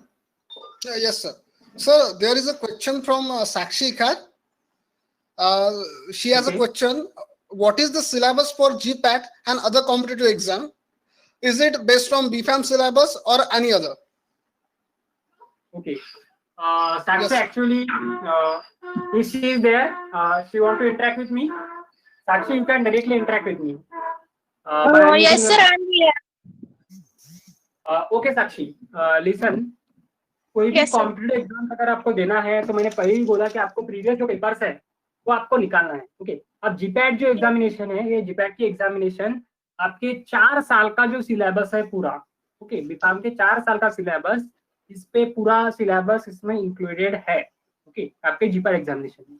Okay, अब इसमें हमारे जो 4 मेन सब्जेक्ट होते हैं, okay, that will be pharmaceutics, pharmacology, उसके बाद में we can say pharmaceutical chemistry, okay, और pharmacognosy. Pharmaceutics, pharmacology, pharma chemistry, जिसमें आपका ऑर्गेनिक केमिस्ट्री भी आ गया, जिसमें आपका इनऑर्गेनिक केमिस्ट्री भी आ गया, ओके, आपका बायोकेमिस्ट्री भी आ गया. ओके, ये जो 4 है, ये 4 बहुत इंपॉर्टेंट टॉपिक्स है. इसके अलावा जो मैंने पहले ही बोला है कि 4 साल का सिलेबस है, तो it may B for pharmaceutical engineering में से 1 से 2 क्वेश्चन आ सकते हैं. Okay, and other light subjects. Okay, तो 4 साल का सिलेबस है. 4 साल का सिलेबस आपको जीपैट के लिए रहता है. ओके, एनी अदर नॉलेज, मतलब जो जनरल नॉलेज पे जो क्वेश्चन रहते हैं वो भी होते क्या सर इसमें? नहीं, जीपैट में जनरल जीके पे नहीं आएगा आपको, लेकिन आप डीआई की जो एग्जाम दोगे, डीआई की एग्जाम जो है that will B of 200 questions. Okay, so 150 questions may be there, you can check out actually. It may be from your pharmacy syllabus and other 50 questions from your GK aptitude. Okay, yes sir. और other pharmacy exam के लिए भी GK और aptitude पे आपके question रहेंगे along with your pharmacy syllabus. Even Marathi And- व्याकरण पे भी क्वेश्चन आते हैं. Okay, Okay. And sir, my another question is there is any entrance for pharma MBA and PharmD? actually you have to check out that, but for the MBA you have to if pharma MBA is there, then if NIPER is offering the MBA, then you have to cross the NIPER examination. Okay, you have to crack for entering the institutes. अगर कोई institute की special entrance examination है तो आपको वो देना है, otherwise CMAT या कैट के बेसिस पे आपका एंट्री होगा. ओके, लेकिन फार्मा एमबीए के लिए फार्मेसी इंस्टीट्यूट का अगर कोई एंट्रेंस है तो आपको देना पड़ेगा. That you have to check out. And sir, for PharmD? नहीं, फार्मडी के लिए एंट्रेंस नहीं होगा आपका. फार्मडी के लिए 12th या सीडी के मार्क्स पे आप एंटर हो सकते हो, और बीफार्म के बाद में फिर आपको फाइनल 3rd ईयर के मार्क्स के बेसिस पे आपका एंट्री होगा. ओके, बहुत सारे प्राइवेट इंस्टीट्यूट जो है गवर्नमेंट के अलावा वो फार्मडी के लिए आपको एंट्री देगी. Yes sir, thank you. So we have another question from Ashwini Vijaywa ma'am. If have any medical coding course, she want to ask there is any medical coding course. Yes, she can interact directly with me. Yes.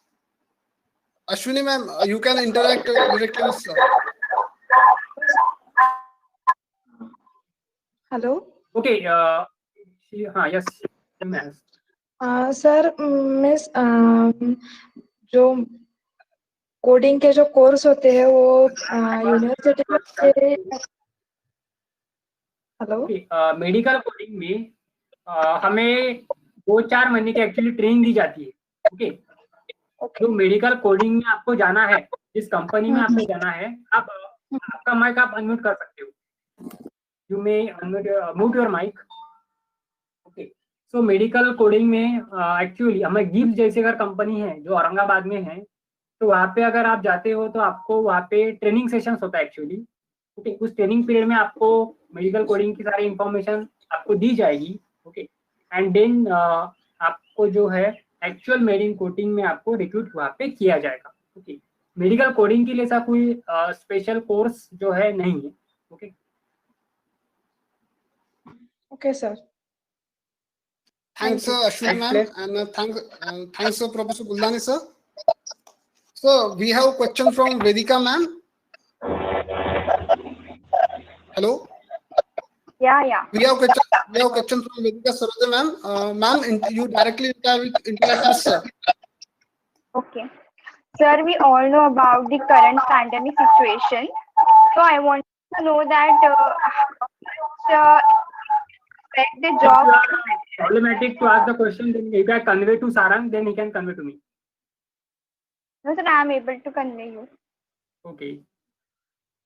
We all know about the current pandemic situation. So I wanted to know that how much it will affect on a job for freshers, or how could we prepare ourselves to face this? Okay, actually, this is the very good question from your side. Actually, in this pandemic situation, some companies, it may be IT companies such as PV, okay, and we can say CDM, clinical data management. Okay, these companies are allowing, especially for their employees, to work from home. Okay, and some companies which are the core pharma. Okay, so it is the field work. Actually, you have to handle the instrument. Okay, so by directly in the industry. Okay, so it is not possible to work from home actually. Okay, so it is the benefit of that IT companies that they may allow their candidates to work from the home. Okay, that is the benefit. And actually everyone, each and everyone who is the employee has to suffer from this pandemic situation actually. Okay, so some companies are not allowing their salary. If there is no work, no salary. Okay, so this will not forever. Actually, this is the 2 to 3 months phase. Okay, so we'll have to take it positively, and we'll have to make a positive thinking. Okay, so I will not make the comments on it, but if we are positive, we think positive, if we have the creative minds actually, then we can use it and we can utilize our time and we can do very much better. Okay. Thank you. Thanks a lot, Vedika ma'am. After that, we have a question from Monica Dande ma'am. Monica ma'am, you directly interact with sir. Unmute your mic. Yes. Sir, I wanted to know about what is the difference between the clinical data management and the pharmacovigilance? Yes, this is a good question again. Actually, both these fields, okay, are related with the clinical data review. Okay, both have the same weightage. Okay, but we can say actually this question is to be answered by actual PV worker. Okay, but still I can try. Actually, I will not suggest you or make a difference in two fields. Okay, but I want to say that both these fields, okay, are mainly related with the data reviewing from phase 1, phase 2, phase 3, and even after post-market research. Okay, what the data of the adverse interaction comes, okay, we have to review, we have to analyze the data, okay, and send the report to that particular what we can say, the particular organizer. Okay, so this is the work of the clinical pharmacist. एक बात ध्यान से सुनो, कोई अगर sponsor अगर है, अगर आप है You can unmute your mic. You can mute your mic, Monica. Okay कोई अगर स्पॉन्सर है, मैंने एक आधा नया ड्रग लॉन्च किया है और कोई स्पॉन्सर उसके लिए मुझे कोई फंडिंग कर रहा है, तो हमेशा स्पॉन्सर का एक लुक रहेगा कि पीवी के members, okay, along with the clinical data management के मेंबर्स, ओके, ये एक्चुअली क्या कर रहे हैं, इनका डाटा रिव्यूइंग प्रॉपर चल रहा है कि नहीं चल रहा है, ये टाइम टू टाइम वो स्पॉन्सर चेक करते हैं। अगर उन्हें जरा भी लगा कि ये पीवी वाले कंपनीज और सीडीएम वाले कंपनीज अपना काम प्रॉपर नहीं कर रहे हैं, तो ये अपना फंडिंग वापस ले लेते हैं। Okay, so that is actually the careful job. Okay, और बहुत सारी बातें इस पे डिपेंड होती है। okay? आप पीवी पे तरफ जाओ, एक्चुअली पीवी एंड सीडीएम एक क्लिनिकल डाटा से रिलेटेड है, ये पोस्ट मार्केटिंग डाटा से रिलेटेड है, लेकिन दोनों में adverse drug interaction and drug safety ये बहुत ज्यादा इंपॉर्टेंट चीजें हैं। ओके, ये ड्रग की सेफ्टी हमारे लिए बहुत ज्यादा इंपॉर्टेंट है। ओके, ड्रग के एडवर्स इंटरेक्शन कितने परसेंटेज में है, ये हमारे लिए बहुत ज्यादा इंपॉर्टेंट है in both the fields. Okay, Yes, sir. and you may get the good salary packages after your entry.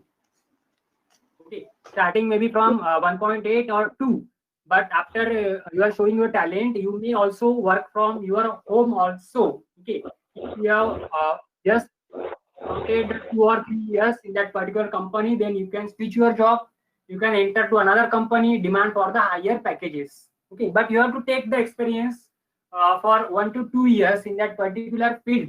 Okay. Okay, sir. Thanks a lot, Monica ma'am. Sir, I also have a question. Yes. What is better, sir? What is better to do after B Pharmacy?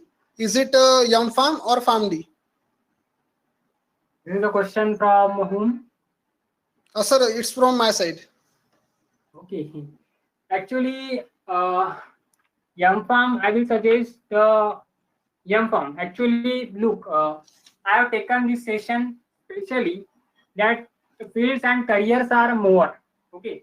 Yes. But your interest is most important. Okay, if you have to make yourself that I have the better knowledge regarding the pharmacology, okay, regarding the drugs, its pharmacological action, mechanism of action, regarding the adverse interaction, okay, I can see I have the strong knowledge regarding the area.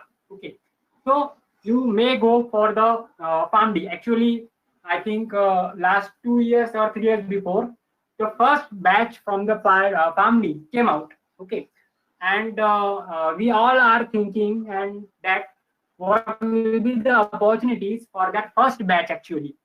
Okay, which will come out, which had come out before 2 to 3 years. Okay, but when I talked to them, so some of their candidates have got their job in the Dinanath Mangeshwar Hospital in the Pune. Okay, and they are working specially for their suggestions regarding the adverse interaction to the physicians. Okay, the physicians who have completed their education from the abroad also.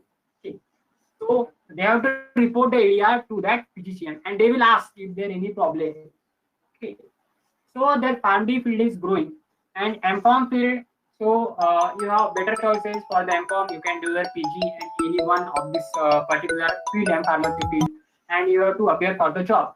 But the basic, the most important information is that कि आगे हमें जो fact है सबसे हमें relation maintain करना है, कितने पैकेजेस कितने तक जा सकते हैं आगे चल के, ये भी चीजें हमें पता होनी चाहिए। ऐसा नहीं है कि फार्मेसी करने के बाद में पैकेजेस कम मिल रहे हैं या कम होते हैं, इट इज द फैक्ट कम होते हैं, लेकिन मैं अगेन कहूंगा कि आप खुद के स्किल को कैसे डेवलप करते हो, that is the most important. Okay, yes sir, yes sir. अगर सर रिसर्च फील्ड की तरफ जाना हो तो फिर यम फार्म ठीक रहेगा या फार्मडी ठीक रहेगा? रिसर्च फंड की तरफ अगर जाना है तो आपको पीजी जो करना है that is the most important. PG करते समय आप क्या क्या रिसर्च आपके डिग्री में भी ओके, पीजी कई बात नहीं, डिग्री में भी आप रिसर्च प्रपोजल डाल सकते हो अगर आपके दिमाग में है तो। अगर कोई गाइड आपको अगर अच्छा करता है that will be better. Okay, तो आप उसके हेल्प से इंस्टीट्यूट की तरफ से आप रिसर्च प्रपोजल डाल सकते हो। सर अभी जो हमने इंटरनेशनल वेबिनार अटेंड किए हमारे कॉलेज की तरफ से, यस, हेलो सर, तो मैंने सर हाँ, ऑब्जर्व किया कि मैक्सिमम स्पीकर जो थे वो फार्मडी थे। Yes yes right. सो हाँ, आई एम फिर द से फार्मडी को जो वैल्यू है, ओके, हाँ सर, अब्रॉड में बहुत ज्यादा वैल्यू है। मैं फार्मासिस्ट को बोलूंगा कि अब्रॉड में, इंडिया में उसकी हाँ वैल्यू बढ़ रही है। Okay, listen we have to do for our country, that is the most important point. लेकिन आपको ऐसा नहीं है कि आप इंडिया के लिए करो, आपको बाहर भी जाना है तो ऑप्शन आपके लिए बहुत ज्यादा ओपन है कि आप उसको। Hello, wait for a while. Yes yes sir.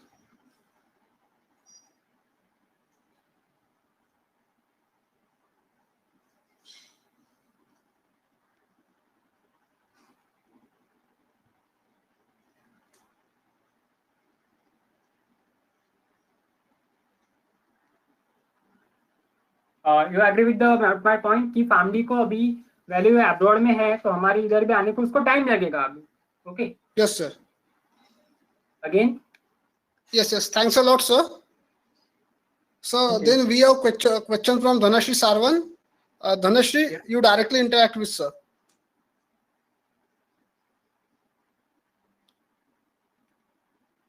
if she is having the problem, then you can convey her question.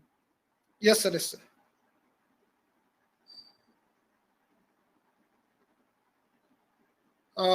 Dhanashri, if you have question, please interact with sir or mention your question in chat box. Hello, sir. I have a question that Yes. nowadays very less students aware about the lectureship because they ignore this field. What would you like to say about the lectureship? Actually institute में जाते हो आप, private institutes में तो packages आपको कम है, लेकिन कोई भी depends on the institutes. Okay, institute का मैनेजमेंट कैसा है ये डिटरमाइन करेगा कि आपको सैलरी, जो इग्नोर की बातें हो रही है वो सिर्फ सैलरी की वजह से हो रही है। ओके, ये फील्ड बहुत अच्छी है। मैं पर्सनली आपको इंटरेक्शन भी करने का चांस, आप एक अपना नाम भी इसमें कमा सकते हो। लेकिन आप अगर रिसर्च ओरिएंटेड अगर इस फील्ड में हो, ओके, सो आप बहुत सारे प्रोजेक्ट्स अपनी तरफ ला सकते हो। ओके, सो बहुत सारी बातें एक्चुअली है। गवर्नमेंट लेक्चरशिप के लिए तो आप अप्लाई कर सकते हो। आप प्राइवेट में हो तो खुद के स्किल आपको डेवलप करना पड़ेगा, रिसर्च ओरिएंटेड आपको होना पड़ेगा। ओके, इंटरेक्टिव आपको होना पड़ेगा, तो automatically your packages will be there. Okay, it depends all about your knowledge and your interest specially. Okay, Okay sir, thanks a lot sir. Yes, sir. Thank you. After that we have Shruti Sakre. She want to ask a question sir. yes. Shruti, you can directly interact with sir. Yes. So, sir, my question is, today in the world of biotechnology, what is the role of pharmacists in biotechnology? Yes, that is the most important point actually. If you have heard the webinar in the international webinar series, okay, so one webinar is from the gene therapy. Okay, gene therapy in diabetes. Okay, gene therapy in cancer. Okay, even your gene therapy or your genetics. Okay, actually decided the role of drug action. Okay, the pharmacological action of our drug. Okay, so by using the biotechnology field, okay, by using the pharmacogenetics field, okay, if you have the sound knowledge regarding both the fields, then you can draft out or you can find out your drug mechanism or the your one of the factor which affects the mechanism of the drug. Okay, or we can you can also search for the hurdles in particular disorders treatment. Okay, so what are the hurdles? Okay, by using the biotechnology, okay, by using the genetics, we can solve that hurdles by some techniques and all. Okay, so this is the growing field and you can definitely utilize in the pharmacy and you can think about it. Okay,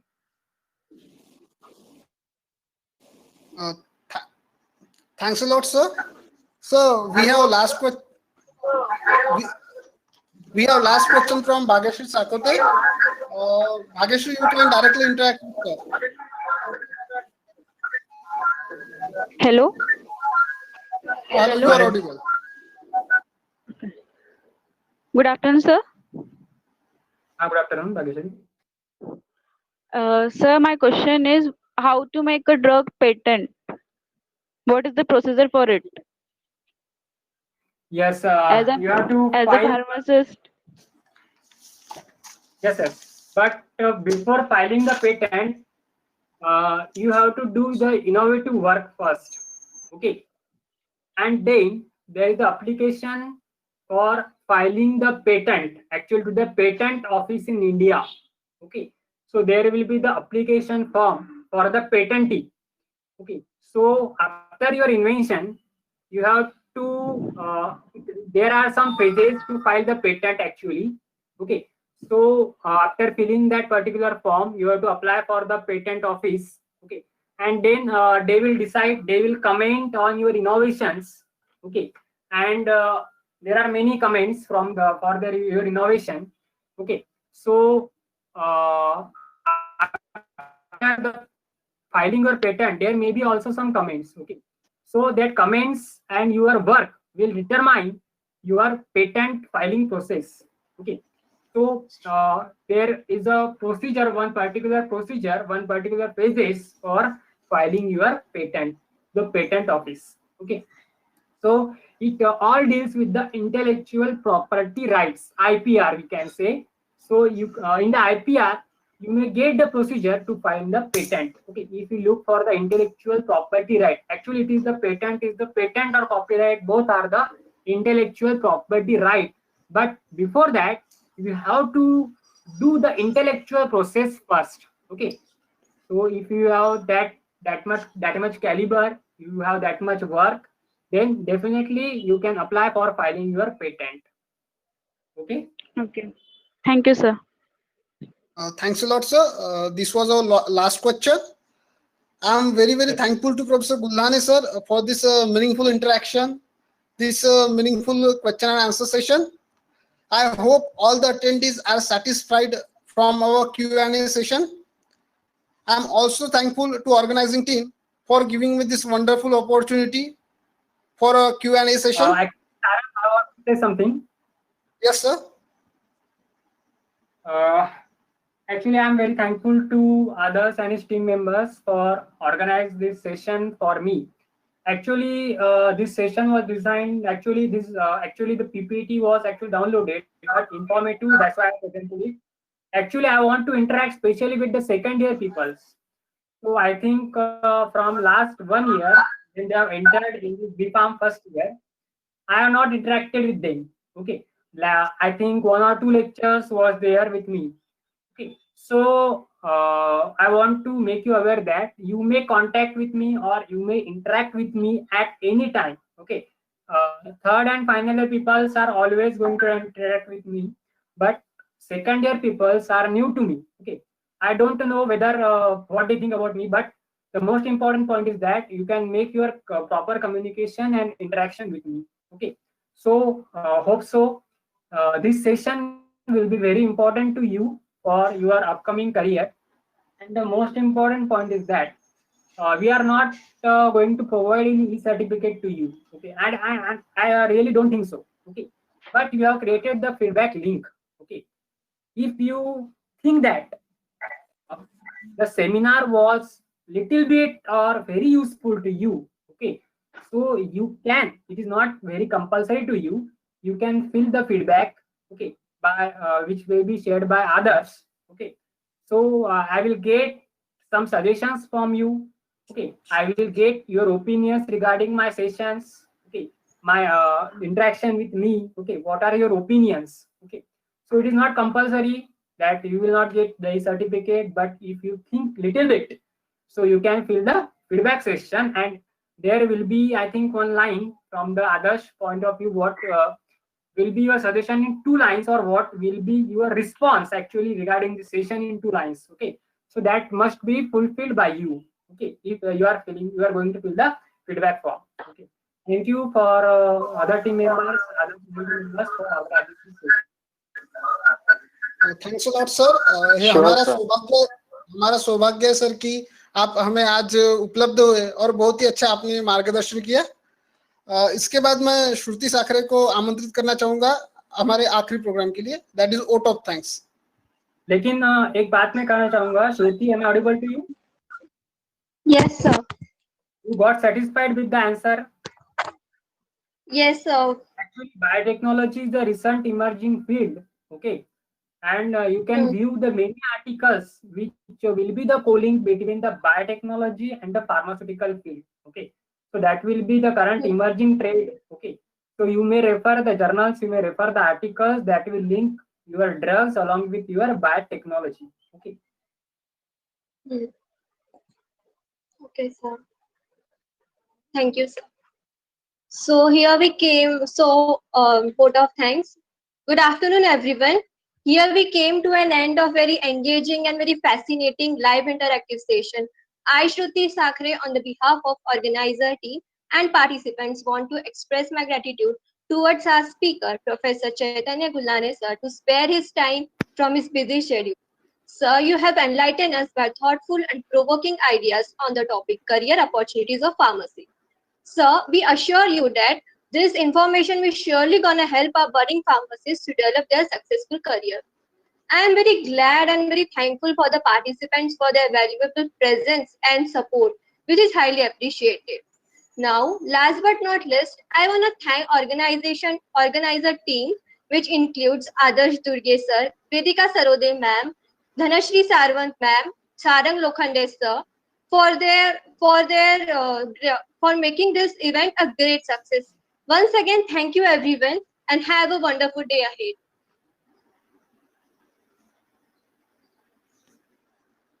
Okay, Thank you, Adarsh, you may share the feedback Thank link. you. Yes, sir. Yes, sir. I will provide the feedback link in WhatsApp group and their registered mail ID. So at last, I would like to thank you each and everyone related with the live session, and hope you will get much satisfied with this session. Please fill the feedback link given in your respective groups. So, sir, with your permission, should we conclude? You can conclude the program. Yes, sir. Thank you again. Thank you, everyone.